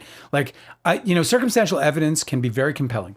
It can be very compelling. But not when it comes from somebody like Carmen Lauber, who says that she doesn't understand what happened. Yes. She doesn't have a memory that wasn't fed to her by the police. The police are literally in recordings, like, threatening her. We need from you information that is going to get us a murder conviction for Kouri Richens, or you're going to go to prison for 7 years or more. You know what I mean? You can't prosecute somebody for this evidence. Where do the drugs Kouri bought shed up? They never said. Where they ended up? Where did they end up? They don't know. They don't know. Why? So where? Well, that's a great question. Where are they? They don't have them. They don't have them. These are questions that needed to be answered by the prosecution. Yeah, that's not a question. All that does is, add to more doubt. It's all about reasonable doubt. It's not about whether you like. I say this about Blake Lively all the fucking time. Who cares if you hate? You can still hate Blake Lively, and she can still have been sexually harassed, and she can still have been retaliated against. Just because you hate her doesn't mean that she wasn't retaliated against. Just because you hate her doesn't mean that she wasn't sexually harassed. Just because you hate Kouri fucking Richens doesn't mean that she was a murderer. Doesn't mean, and even if she is a murderer, and let's pretend Kouri Richens is about to get off of murder. It's about proving the case. It's about holding the fucking the DA responsible. You can't let the DA as jurors, as reasonable-minded human beings, we can't let district attorneys around this country just drag people into court and fucking throw a bunch of bullshit circumstantial evidence that doesn't have any real correlation to the murder itself or to the crime itself. And let them convict on that. It's there's absolutely no convictionable circumstantial evidence offered by this fucking. I watched the whole trial. I watched every goddamn minute of what that prosecutor offered, and it was all garbage. There was not one bit. It's so funny because when Courtney, is that her name? Sorry, Carmen. When Carmen Lauber, when she first took the stand, I thought she was a compelling witness. I thought so too. I was like, oh, this is bad. I spent so many years of my life around people that talk and act like she does in Southern California that I've grown such an affinity to those people. They're like every single one of my friends in high school's parents. and sisters, and you know, that when she took the stand, I was like, oh, I know this type of person. Yeah, absolutely. But you know, it makes a lot of sense that she is trying to save herself. She doesn't care about these rich people and their rich people problems. Yeah. She doesn't want to go to prison if she can get out, if she can avoid it. You know, she's got her own life to live.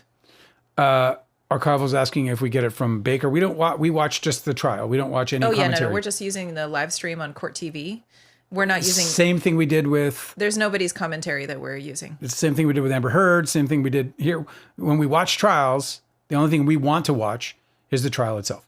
We are not like trying to watch people's opinions because I'm trying to be swayed by the evidence. I'm trying to hear the evidence and weigh the evidence. I do watch, obviously, because we're watching Court TV, so I get to watch a lot of the things that the jury doesn't get to see, like, you know, various motions being brought to the judge that he rules on before the jury gets to see them. Jury's presence. Yeah, just everything outside the jury's presence. So I watch everything that goes down in the courtroom, but no, I don't watch Emily Baker at all, actually. You know, I mean, she does well. She's got a big channel, all that other stuff, but I just kind of, her commentary never really hits home for me a lot. Like, I'm just kind of like, not necessarily in disagreement with her or anything, but just whatever it is. I mean, she's not kind of my vibe really, but I'm just blown away by the severe lack of inculpatory evidence. I don't see anything. Vocabulary words. I haven't seen anything from the judge, from the prosecutor that remotely adds up to a murder conviction. Yes, we can all pretend that we know better. We can all pretend that her grieving is not like my grieving, so it must be that she's guilty. We can always, you know, throw in ourselves in the middle of all of this and pretend that we are the scale. That we're one half of the scale. This happened to me because when I first started watching the trial, I thought that she was guilty. I was like, oh, this is a really tasty murder case. Because of course, I am always going to think that a prosecution is going to go through all this trouble because they actually have a prosecution. Yeah. They actually have the evidence and they are actually going to prosecute somebody who's guilty. Yeah. But no, just like with the Karen retrial, it's this same bullshit again. Yeah. But when I did have the idea that she had done it and I was going in with that bias, I will admit that I saw the first responders body cam footage of how she's reacting right after the police have arrived after she's discovered her husband has passed away. Mm-hmm. And I thought that she acted really fucking guilty. It was shown to the jury very early on when the first responding officer was on the witness stand. Right. And so I saw that and I was like, yeah, that's not normal. People don't act like that. She is definitely. So that was like the turning point for you? In me, in my view, I was so great because Archival just asked what was the turning point for you? That definitely seems deceptive to me. I was saying that. And I was wrong. Because now that I know more about the case and they showed it again in the closing arguments, I watched her and I was like, no, actually, this doesn't seem deceptive at all. She just seems to be somebody who's in absolute distress and doesn't know what to fucking do with herself. The fact that she is like not even comforting her kids shows how much distress she's in. And that was something that her sister-in-law and all of her husband's family thought was really fucking suspicious about her too. And so I know this from like watching true crime shows that the interrogating officers will sometimes corner people because they think that they're not acting right. They think that they're like the authority for how somebody should act because they're experienced enough to see a bunch of people act one way or the other when they're grieving. And it's all false. It's just fucking bias. And I did it too. Yeah. I'm trying to play juror. So in these situations, you go in blind. I try to go in, not just blind, I try to go in with like, okay, convince me. One of you, convince me. Yeah. Just convince me, one of you. I definitely go in biased because I'm a big fucking sicko and I'm always just like, okay, let's see how this person murdered this other person. No, you did. You were all about it. You thought this chick it was so interesting because like as soon as we were watching and I'm like, there's something wrong. Like I was like, you know, because I kind of earlier than you was like, something ain't right. There's something wrong about this. But then, yeah, I do remember, I think it was that cop or whatever, but I remember the moment where you were like, I don't know if she did this. And I was like, I don't think she did it I think the turning point for me was that it was like day 3 or something. And I was like, when are they going to show us any evidence that she actually is involved with this? It was when they kept talking about the drug deals, but they never talked about how she actually provided anything to her husband. I was like, okay, well, there's a tie that's not that's not like, I mean, there's a line that's not drawn here between her and the event. Like, I don't understand why they think we should just make that leap when And they there's haven't so shown many us problems. Like, why didn't she wait till morning? Like, why didn't she just stay in the kid's room this and then is wake up another in the thing. morning and be like, I went upstairs and I was like, Eric. And Or crawl into bed, be like, oh, sweet. Okay, he's cold. This is great.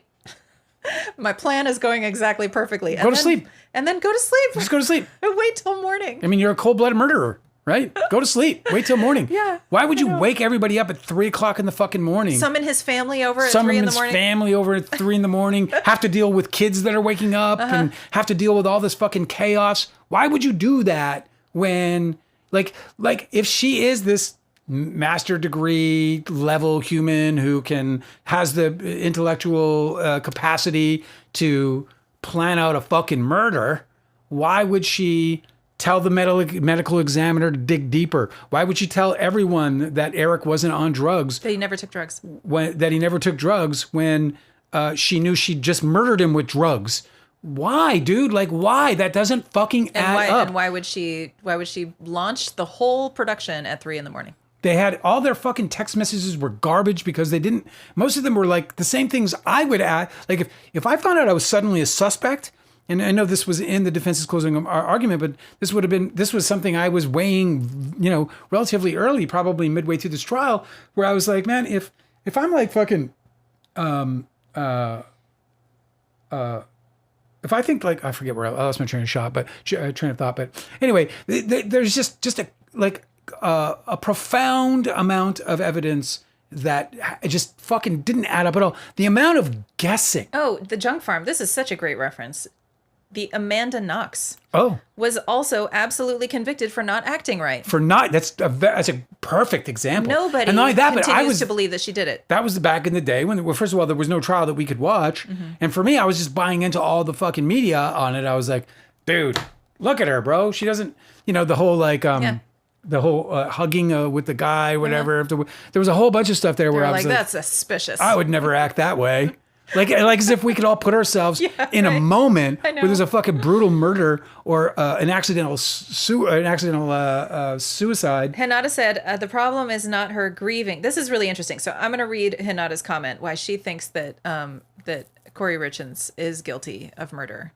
And to me, I see all of these actions as evidence that she is trying to avoid being implicated by her for fraud by her in-laws. Okay. Yeah. Hinata says the problem is not her grieving. It was her wiping out her phone and her boyfriend breaking and drawing his 2 phones from the time of his death and later recovered texts of her talking about him disappearing and getting millions.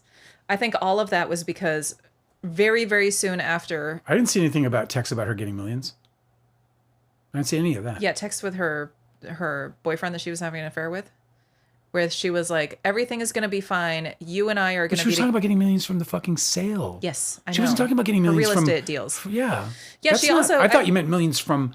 She was talking about getting millions from... She's also often talking about inheritance. divorce in her text messages, too. So it's just... she was talking about getting millions from the real estate deals that she was doing. Listen, dude, But also, she had been immediately scrutinized by the holders of the trust. So Eric Richens had put all of their assets in a trust that was controlled by her in-laws, and they started to act very adversarial to her. And so I think all of this evidence of her like doing weird searches cheating, and then trying to get the the life insurance money, and then her like doing all of this phone wiping and stuff. I think she had done fraudulent filings. And I think she was trying to obscure all of that because they were really scrutinizing her. Well, also, I don't think she wanted to be... I think that she didn't want to be caught cheating. I think she wanted to try and fucking hide her. Look, she already knew she was a suspect. Like, if you're a suspect, you die, right? I've been cheating. I haven't. You know that because I never. I know when. I never leave your side. But you'd have to be so creative. in this hypothetical, I'm cheating, right? We're married, right? Hypothetically. Yeah. You die, right? Yeah. I'm terrified because because you have motive.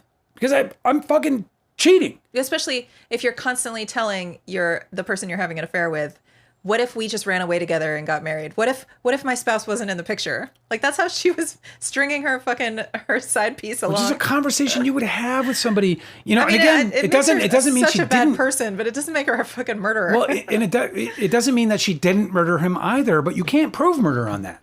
There's no proving of murder, and this is the part that drives me crazy about people looking at this case. Who are just, I guess, people just want to take sides and they just want to fight. Oh, she disgusts me. She's horrible. What a horrible person. And you can go on and on and on and on about that shit until you're blue in the face. But that's not fucking evidence in a trial. You know, I argue this shit with the Baldoni people all the fucking time. Stick to the evidence. Yes, she got married in a plantation. Relevance. None. Yes, she cheated on Eric. Eric cheated on her. It happens all the time. Sadly. Not evidence of murder. Evidence of is that motive for murder? Sure, give me evidence of murder so you can put the motive to the evidence of murder. You can't give me a motive and not give me a means. I need to see the means to the murder, bro. I need to see that she pulled it off in some way that has to be more than look. There's strong circumstantial evidence, right? We talk about this all the time with the O.J. Simpson trial. It would be purely circumstantial evidence that a woman saw him in a white Bronco, dressed in a black fucking onesie, right? With a crazy expression on his face. Right after racing through the streets of Los Angeles. Right away from the scene of the crime. Now, on its own, it's circumstantial. It doesn't prove anything about murder. There's no blood evidence. There's nothing. She didn't see anything beyond a man in a car or whatever. But she puts him at the scene of the crime. And then you have another witness, right? And that witness sees a dark shadowed man, right? The limo driver, if you recall, the dark shadowed man, tiptoeing his way through the back of Rockingham Palace so that he can get and then he comes out those things add up. Then you have the bang, the knock that Caitlin experienced in the guest house, and then where they found allegedly the glove. So you have these things now that we are building a circumstantial, the circumstantial evidence leads somewhere. The circumstantial evidence doesn't lead anywhere. Like, first of all they found was fentanyl, not fucking oxycodone in his blood. So now you have to have somebody who has pure fentanyl and only pure fentanyl. Well, we know 100% by the testimony of both drug dealers that nobody gave her like straight fentanyl. Nobody did. Correct. So now she has to get the drug from somewhere else, bro. So now you've got so much reasonable doubt. When he's the one going across the border to Mexico all the time. Exactly. He is doing illegal activities on purpose by going on hunting trips in Mexico. Something for which he was convicted in this country. He is a lawbreaker. Yes. And he is secretive and he wants to lie to authorities all the time. This has been established about him. Correct. Why do they think he couldn't have a secret drug problem? Another thing that the defense did not fucking say in her closing, which I cannot fucking believe, is they had a witness on the stand saying he was a pill popper. They had a witness on the stand saying that he was known to be a pill popper since high school. One thing, too, the medical examiners never tested his hair. That's the very same guy, by the way, who said that... Okay, but listen. Yeah. The medical examiner never tested his hair. So they couldn't tell whether he had a persistent Like problem. a drug addiction, yeah. Yeah. A potential addiction, like which you would only find by hair. Yeah, they never did. And look, they have undetermined. They have an undetermined cause of death, and they didn't do a fucking... And this is where it gets shoddy, because then you have the police fucking it all up. Like there's they didn't search his car for any sort of residues or anything. You have the language of the police officer with what's her name? Courtney? No. It's Carmen. Carmen. You know, they have the cop sitting across from Carmen saying, "Look, you're going to go away to jail, but you know, we can make it all better. You can get the get out of jail free card." Words they used. Yep. Like, this is too much incentive, bro. Yeah. You know? That's her motive. That's her motive. Like, if you want, yeah, exactly. You want to talk about somebody with motive, it's her motive. And then you have her stringing lies along every level of government. She's lying to cops, she's lying to probation officers, and she's lying to judges. And now she's lying to jurors, or you at least have to hold in doubt her credibility to tell the truth. So it's just like if Kouri Richens killed her husband, the prosecutor didn't fucking prove it. Katie and Joy that's says, what we're at here. Katie Joy's with us, said, I think it's certainly possible she did it, but I think the prosecution came up short of their burden. And the Junk Farm replies, says, that's the thing. I completely think that OJ did it, and I also believe he should have never been convicted in that trial. This is my point exactly. Thank you, Junk Farm. Thank you. Katie Joy, I'm telling you that if you think she's, and look, if that's your hunch or whatever, that's your hunch. I'm not in the game of hunches. Like when I watch people whose lives are at stake, I'm not here to make hunches about whether or not I like a person or they're too sketchy for me or whatever. People do sketchy shit all the fucking time, bro.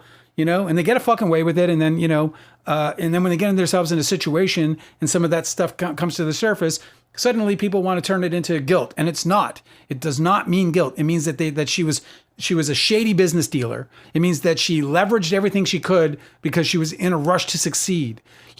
There's text out there if you want to talk about using circumstantial evidence to prove guilt. You should also be able to use it to prove innocence. Why is she then telling people that she just wants to make her own money to get out? Especially when she's on the verge of the kind of success that she had been struggling so hard to get. They have established that she knew exactly what was in her prenuptial agreement and that she knew that if she divorced him that she would be screwed. And they're saying that is motive for her to murder him instead.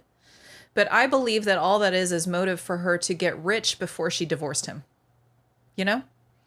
Like she was just trying to make enough money on the side. And I think that was the only motive that was for any crimes was the fraud that she committed in those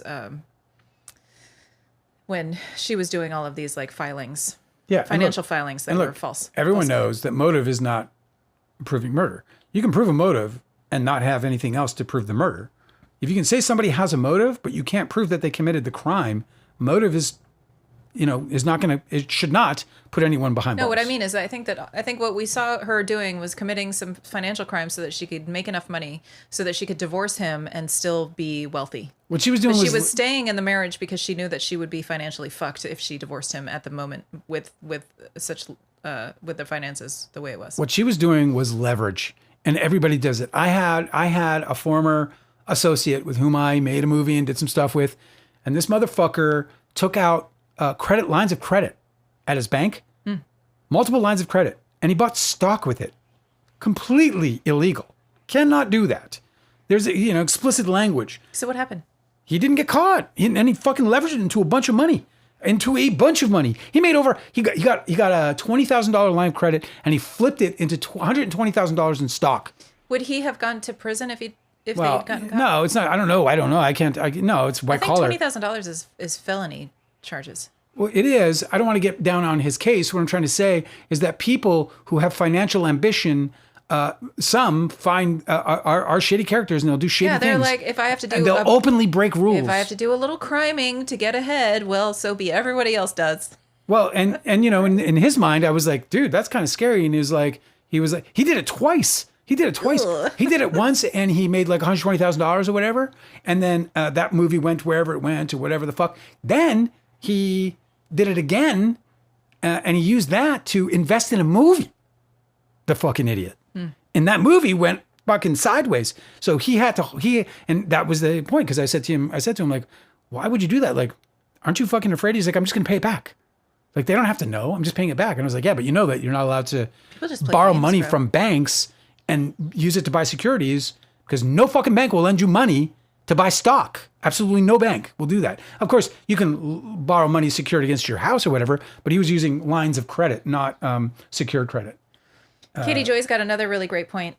She says the cultural context of Utah and his family's religious and cultural context are very plausible explanations for why Kouri Richens wiped her devices about her drugs and her affair. She knew that all of that was going to be submitted to discovery in her financial crimes case. She also knew that they were... And that she was being investigated in this she knew she was if it was a a fucking murder. Person of interest. Katie Joy says it looks bad, obviously, but not inherently indicative of guilt. That's so interesting because she was like, listen, exactly, I'm not going to go down for buying drugs, or I'm not going to be judged by my in-laws for having an affair. What if they don't need to know about any of this? So she wiped her devices, not realizing that was going to be used by them as part of a prosecution. Breaking news. Huh. You ready? Yeah. John Waters, What's in My Bag? It just dropped. You're such a shithead. I'm so excited. You can't say breaking news about John That's Waters. That's breaking news. John Waters, What's in My Bag? Oh my God, guys, you got to see it. It's only a few hours old. I bet it's going to be bad. John Waters? No, dude, it's going to have some fucking really obscure shit. No, it's going to be a bunch of like surf rock, some bullshit like punk music. Fucking all of my favorite artists are like, oh man, I just love punk music. I'm like, what a fucking disappointment. Katie says, my question, read the debt is, How unusual is it for a business of that kind to carry that level of debt? It's entirely, I mean, just ask Donald Trump. That was his whole game. She had investors, was buying high-end properties to flip. Debt sounds like a part of the package. It is. And sadly, when you run into people who are rather shady in their business dealings, they will over-leverage. Yeah, and they'll over-leverage by doing various things, including hiring people who will over-evaluate properties, which is that's what Donald Trump did. Yeah, it's right out of the Donald Trump fucking book of she fucking also doing business. claimed that she owned businesses she did not own. It's crazy. Archival Raccoon says, do you know how much she was in debt? And I think that in the closing arguments, they said $4 million. Yeah. But that was $4 million in debt for property. Yeah, and she was going to make She wasn't fucking $4 million in debt because she was Demi Moore and fucking, St. Elmo's Fire. No, Is that too old a reference? No, it's... Did you see that movie? No. You don't know what I'm talking about? I mean, I know the movie. I haven't seen it, and I don't know the reference. Demi Moore gets a whole bunch of credit cards and buys all this shit, and then she can't fucking pay for it. And then they cut back whenever it's later in all the dramatic arc, and they cut to her apartment and everything's been repossessed. She's standing in an apartment, just she was people over leverage all the time. Especially when you're flipping houses, because all you have to do is sell one and then you're up again. Our couple record is Jesus, Dale, my heart stopped for a second. I know, you can't do that. Breaking news, John Waters. I knew He's what an I was old doing. man. Exactly, you can't do that to us. I knew exactly what I was doing. We have actually made a deal. Dale and I have made a deal. I made a deal with Dale that you're not allowed to breaking news the death of any celebrity, because sometimes I get very upset about them. I'll never do that. Yeah, Tom Waits, if I ever drop that, you would just fucking, that might be grounds for divorce. You might be you know what, we're not going to get a divorce, but I need to separate. And since we're both COVID cautious still, you're going to be in this room and I'm going to be in that room, and don't talk to me for at least a month. I'd put plastic up. Put plastic in the doorways. Up. Just show up in a veil. Look, man, Kouri Richens may well have killed her husband. The prosecution has failed. I don't think she did. To prove it. I don't think she did. Archival Raccoon was asking me when was the turning point where I thought she was guilty, and then I know, but it was literally just that day after day while I was following this trial, they still hadn't provided any evidence that connected her to a crime that involved her husband's death. Yeah. And I was like, oh, okay, so I guess they're saving it for later or something. It was just how they say that the jury only has to have a reasonable doubt. Yeah. Well, the reasonable doubt started creeping in for me when they were just omitting the thing I needed to hear that connected her. I was like, oh, okay, so it just doesn't exist, I guess.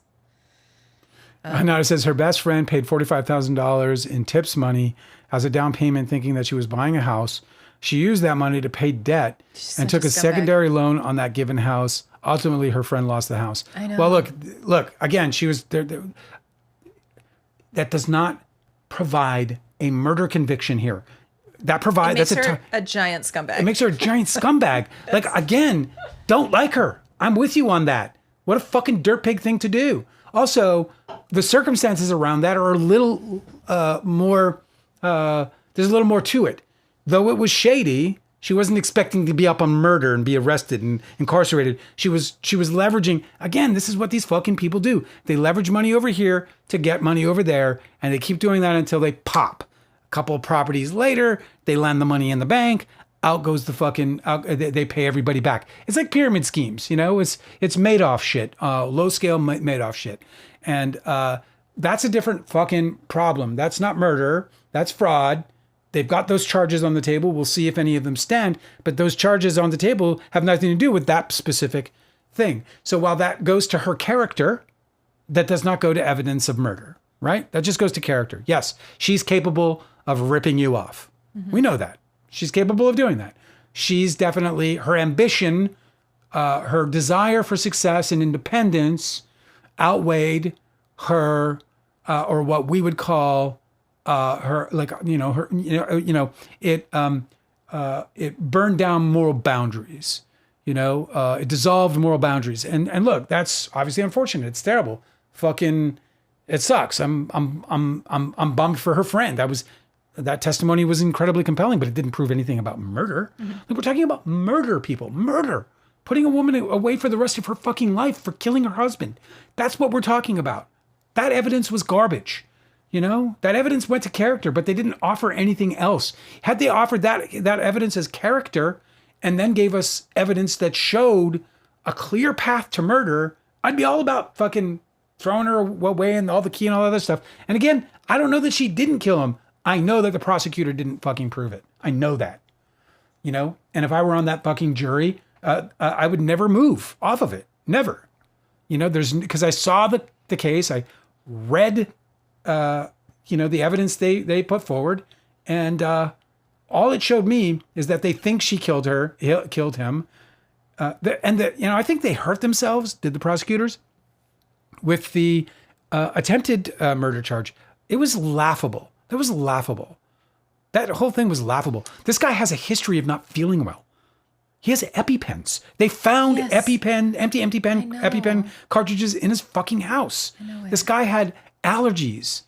And it may not have been the sandwich that even made him sick that day. We don't know what made him sick because he didn't get a fucking blood test. The prosecutors kept showing audio recordings of Kouri Richens talking about the prosecutor's case, right? Yeah. But, I mean, these were allegations that the police were investigating her on. Yeah. And she was joking. She was laughing with her mother on the phone, and it was recorded because they had her wiretapped, I guess. Yeah. And it was recorded, and she was like, "They want to claim that I poisoned him with a sandwich." Do you remember that? Yeah. And the entire time that It's her so and her mother are stupid on its discussing in face. this audio recording for the jury, they're discussing how absolutely absurd it is. It is very convincing. And I can't believe the prosecutor played that for the jury. Because the two of these ladies talking about how absolutely absurd this allegation was and how crazy, you know, it is to even think that if she wanted to do it, she would not do it that way. And they're completely explaining it. The jury's hearing that. When I heard it, I was like, yeah, sure sounds ridiculous. Why would the prosecutors put that up? So weird. I know. It's Never Aaron's back. Says my story is interesting. I know it's pretty weird. Yeah, no. So dubious. You missed though. the first one. It's Never Aaron said, I've been researching the Pussy Posse all weekend. You're all such an enigma. Yeah. Your story is so interesting. Yeah. The entourage community finds you very interesting and enigmatic. Oh yeah. Well, I hope they'll. I too found you enigmatic. That's why I wanted to date you. It's true. Yeah. Well, scorpions are kind of innately enigmatic, really. You know. All the girls that I worked with at the coffee shop when you used to come in, and you would come in and you'd do your coffee order and you wouldn't say anything. Not a thing. I would just order my coffee. And you were a regular, and none of us could figure out your deal. And I was like, well, I was there to see you. I was like, I'm sure he's married. I'm sure he's married, and he doesn't want any trouble with a gaggle of baristas who were like gawking him. Here's the funny thing is, well, maybe that's too personal. Maybe I won't tell that joke. It's very funny though. That's false. Autopsy shows no sign of drug use or abuse. They didn't fucking test his hair. That's not. Autopsy shows no signs of drug use or abuse. There was fentanyl in his He toxicology died of fentanyl report. overdose. There was results in a toxicology report. Yeah. So you can't say that there's no evidence of drug use or abuse. That's plainly false. What they didn't find was any signs of addiction. They found abuse, whether it was they found substance enough to kill him, which if not abuse then was murder. But the hair, they should have tested the hair, and you know that. They should have just tested the hair. I don't know why the lead investigator wouldn't ask for that, or why the DA wouldn't ask for that, because it's fucking. I mean, just test the hair. And by the way, that 6-year-old hydrocodone or whatever they call that Hydrocodone, the weaning drug, it's a weaning drug. naltrexone. No. Hydrocodone is anyway, it doesn't matter. That was they saw it on the nightstand. It was photographed. We saw it in evidence. We saw the residue inside of it. They never even tested it. They never even fucking bagged it and tested it. Where it could have very easily been, as the defense put forward in their closing, could have very easily been the container that he used to bring fentanyl back from Mexico. This is really cute. This happened. Hinata said, no to archival raccoon. Street fentanyl proven in autopsy. Prescribed Serawitz that belonged to Kouri. And then she's like, oh, Seroquel. My autocorrect is traumatized by the Baldoni Lively case. So what is that? What are we saying? Prescribed Seroquel that belonged to Kouri. In his system? Seroquel is an allergy drug, right? I don't know. Seroquel. Let's look this up. Emily has 45,000 people watching. We have 11. It does make me feel very inadequate. She I know she's a lawyer. is constantly working. This I'm not? lady lives. She'll do this trial coverage all goddamn day. I know she's a lawyer, and it's an antipsychotic. Oh, That's right. antipsychotic That's right. medication Yeah, it's used an to treat antipsychotic. schizophrenia, bipolar disorder, major depressive disorder by balancing serotonin and dopamine in the brain. So confusing. Lauber was mentioning prescription multiple times. Am I not far enough into the day? Lauber was Carmen Lauber. Carbon Lauber. Listen, this woman is a liar. There's nothing you can rely on. She's an unreliable witness. I mean, anybody who would convict another person based on her testimony is a fool. It's a real problem. It's an accident, but not an accident, but this is an error by the police. So the police should know better than to make their star witness a person who cannot pass scrutiny under cross-examination. So the problem is that they made their star witness and they put their entire case on a woman who says that she has a learning disability, who says that her memory is really bad, who says that she doesn't necessarily remember the sequence of events that this case is involved with. And she also said that they could just write down the sequence of events and what they get from her phone and everything, put it all together, and that she would sign it. She said that she doesn't drive, and then just in the very first 5 minutes of cross-examination, she had to admit that she did drive that day. Like, there's so many things that she's done where she'll say it seems what she wants people to hear, and then under cross-examination have to admit that she has lied about it. Yeah. So we just literally don't know what else she lied about. Right.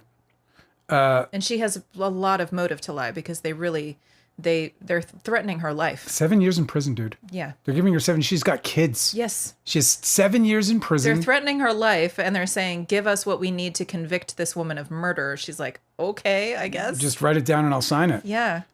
So it's never Aaron says that we're very split because Kevin is also pretty likable, but I think you're the truth teller, or at least closer to the truth. Yeah. I mean, I'm definitely, well, look, I mean, that's why I wrote the book, man. Yeah. I mean, Kevin's a likable guy. I loved Kevin. Yeah. Connolly. Share the book with them because they'd love it. Yeah. Share the book. It's really though. an inside peek into what it was like to hang with those guys and make a movie with them. Today I read the most, like, the gnarly scenes. I read the nut milk scene. I won't say more than that. And Not my favorite, but also so glad. I mean, I love how it turned out. It turned out so skin crawling horrible. And then I wrote the peroxide scene. I mean, I read the peroxide scene today was like, if you've been following the book that I'm reading my book live, and then I'm going to eventually edit that into an audio version of the book, which I'm so excited for. And I really have high hopes for. Of course I had high hopes for I everything. didn't realize, I heard that you do multiple takes as you're reading it. I do. Yeah. Do you think that is hard to listen to? I mean, you ask somebody else. I'm not listening. I'm doing. But yeah, I would imagine it's not always enjoyable, but it can be. It's probably why I only have a couple of people listening at a time. Yeah, I mean, what do we got? Parker Mudson, losers sound so harsh. How about Oscar winners and not winners? Yeah, well, you're very kind. Is that what you put on the thumbnail? Yeah, I put Oscar winners and winners and losers. Not winners doesn't fit so well on a thumbnail. Look, man, the Oscars are, in the end, they're kind of junk, aren't they? Like, as it relates to the so-called competition. It's not a real thing. It's not a real thing. Do you know the history of the Oscars? I'll give you a very brief rundown. The Oscars were an invention by the motion picture business because of the debauchery, because of the public perception of Hollywood? the debauchery in Hollywood. And so they were like, Hollywood people were absolutely indecent. We still have this today, but the indecency of Hollywood. And so they created a gown and, a black tie gown event that, put them on a different level of, aristocracy and elegance and all this other stuff. And then they got back to the debauchery, then they got back to the orgies. But the Oscars were they're a publicity stunt that turned into, this thing that, we all sort of, watch, those of us who enjoy movies and pop culture. But in the end, or in the beginning, they were nothing more than a shit show to hide the truth, which is that Hollywood is a place that, people tend to, do despicable and deplorable things. I am witness to such things. The posse is full of stuffs of legend. You don't understand how hold you guys have on Gen Z guys. No, I don't understand. I want to play, look, I want to know all of you guys. I want to know the Zers, man. I want to hang out with the Gen Zers, man. Part of the reason why I want to is because I also think that we have that. Look, Don's Plum's a fantastic movie. It's a great movie. It's a great generational movie. We pulled off something that we wanted to do, that we wanted to pull off, that I didn't think we would be able to, that I didn't think we would succeed at, but we did. And that is that we created a movie that speaks to all generations, past, present, and I believe future, because we all have this same struggle where we're trying to get out from under what the other generation before us thinks of us, the criticisms, like I even, like when you, like people like, like a good example of it today would be, some like Xer or boomer sitting next to a kid who's going, fire. Oh, shit's fire, dude. So fire. And they'd be like, and when we were fucking back in the day, we were going, dude, and fucking whatever, and I mean, in the 80s, we said stupid shit like rules. That's the one that kind of went away, oh, shit, that shit rules, man. Fucking rules.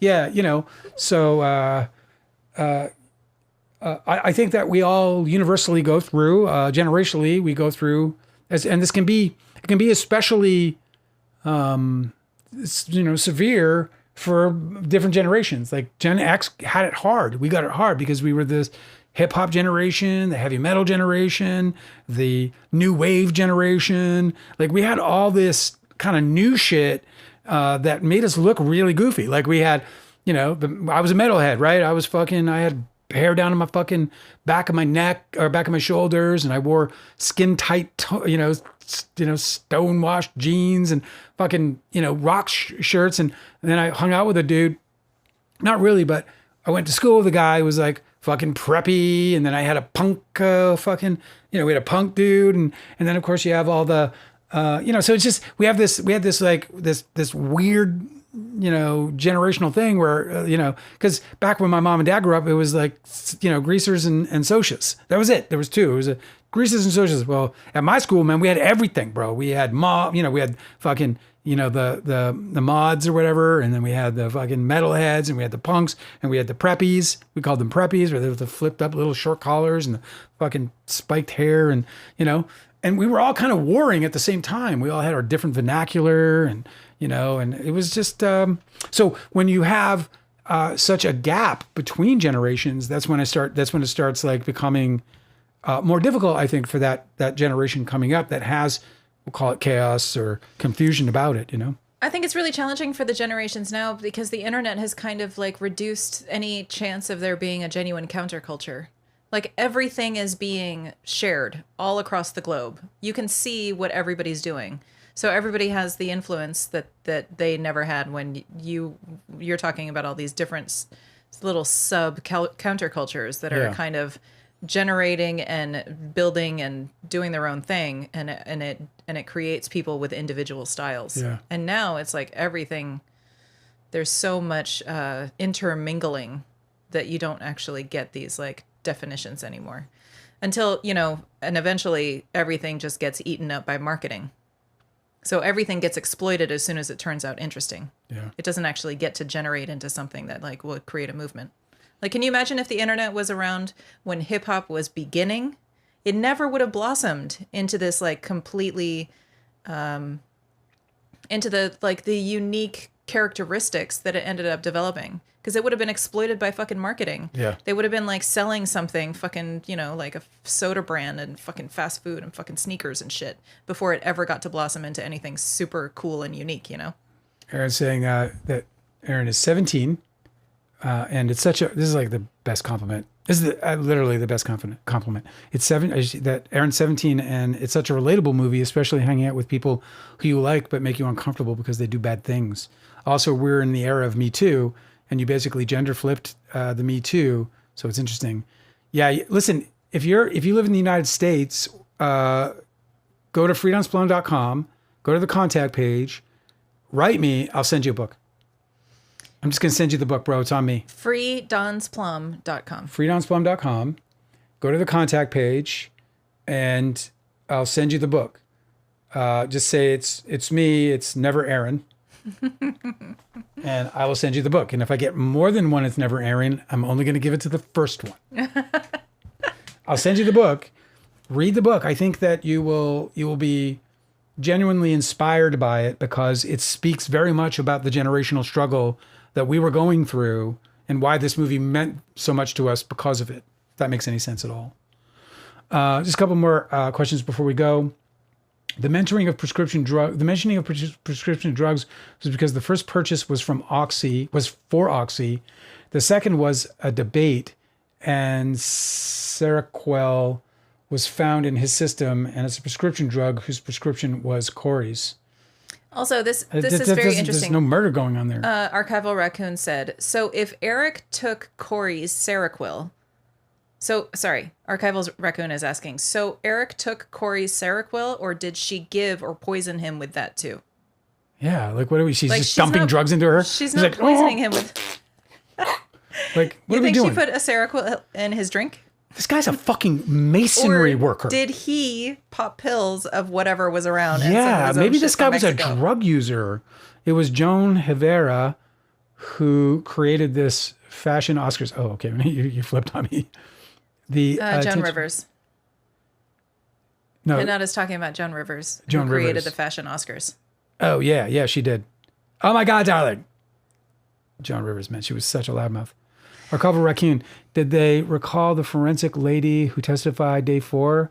She was very clear to me. Oh no, they didn't. But they recalled they had the person who was her superior. A verdict has been reached. She's guilty. No way. There's no way that's not guilty. No way. A verdict has been reached. I understand what you're saying, but why are you saying that she's guilty? You can't say a verdict has been reached, she's guilty. That makes it sound like you know what the verdict is. Oh, no, that's not the verdict. But a verdict that comes back this fast is almost certainly a guilty. Well, we are very sure that she's not guilty, and it would take me no time to render that verdict. Yeah, well, let me tell you what. I'm sweating in the palms. Yeah, but you understand how you made that very confusing for the listeners? Let me clarify, okay? A verdict has been reached. We don't know what the We verdict don't know what the verdict is. Thank you. We're about to learn what the verdict is, but the verdict has been reached. We're not going to live stream it. We're going to go, and then we'll talk about this tomorrow. Really? Are you serious? We're not going to watch the It's going verdict? to take like a fucking hour for them to read, to assemble, get everybody together, read the sweating things. palms. Come on, let's go. Okay, well, wait. Let me finish off right here. That's such a W move. I started on Kindle already. Oh, you did? You started on Kindle? That's such a W move. What's that? What does that mean? A winner move? Oh, winner move, yeah. I'll still send you a book, dude. Yeah, that'd be great. Yeah, I'll still send you a book, man. So if you want it, hit me up. I will still send it to you. 'em. Also, what time does this usually start? I have so many questions. Yeah, we start at 6 p.m. Eastern every day of the week.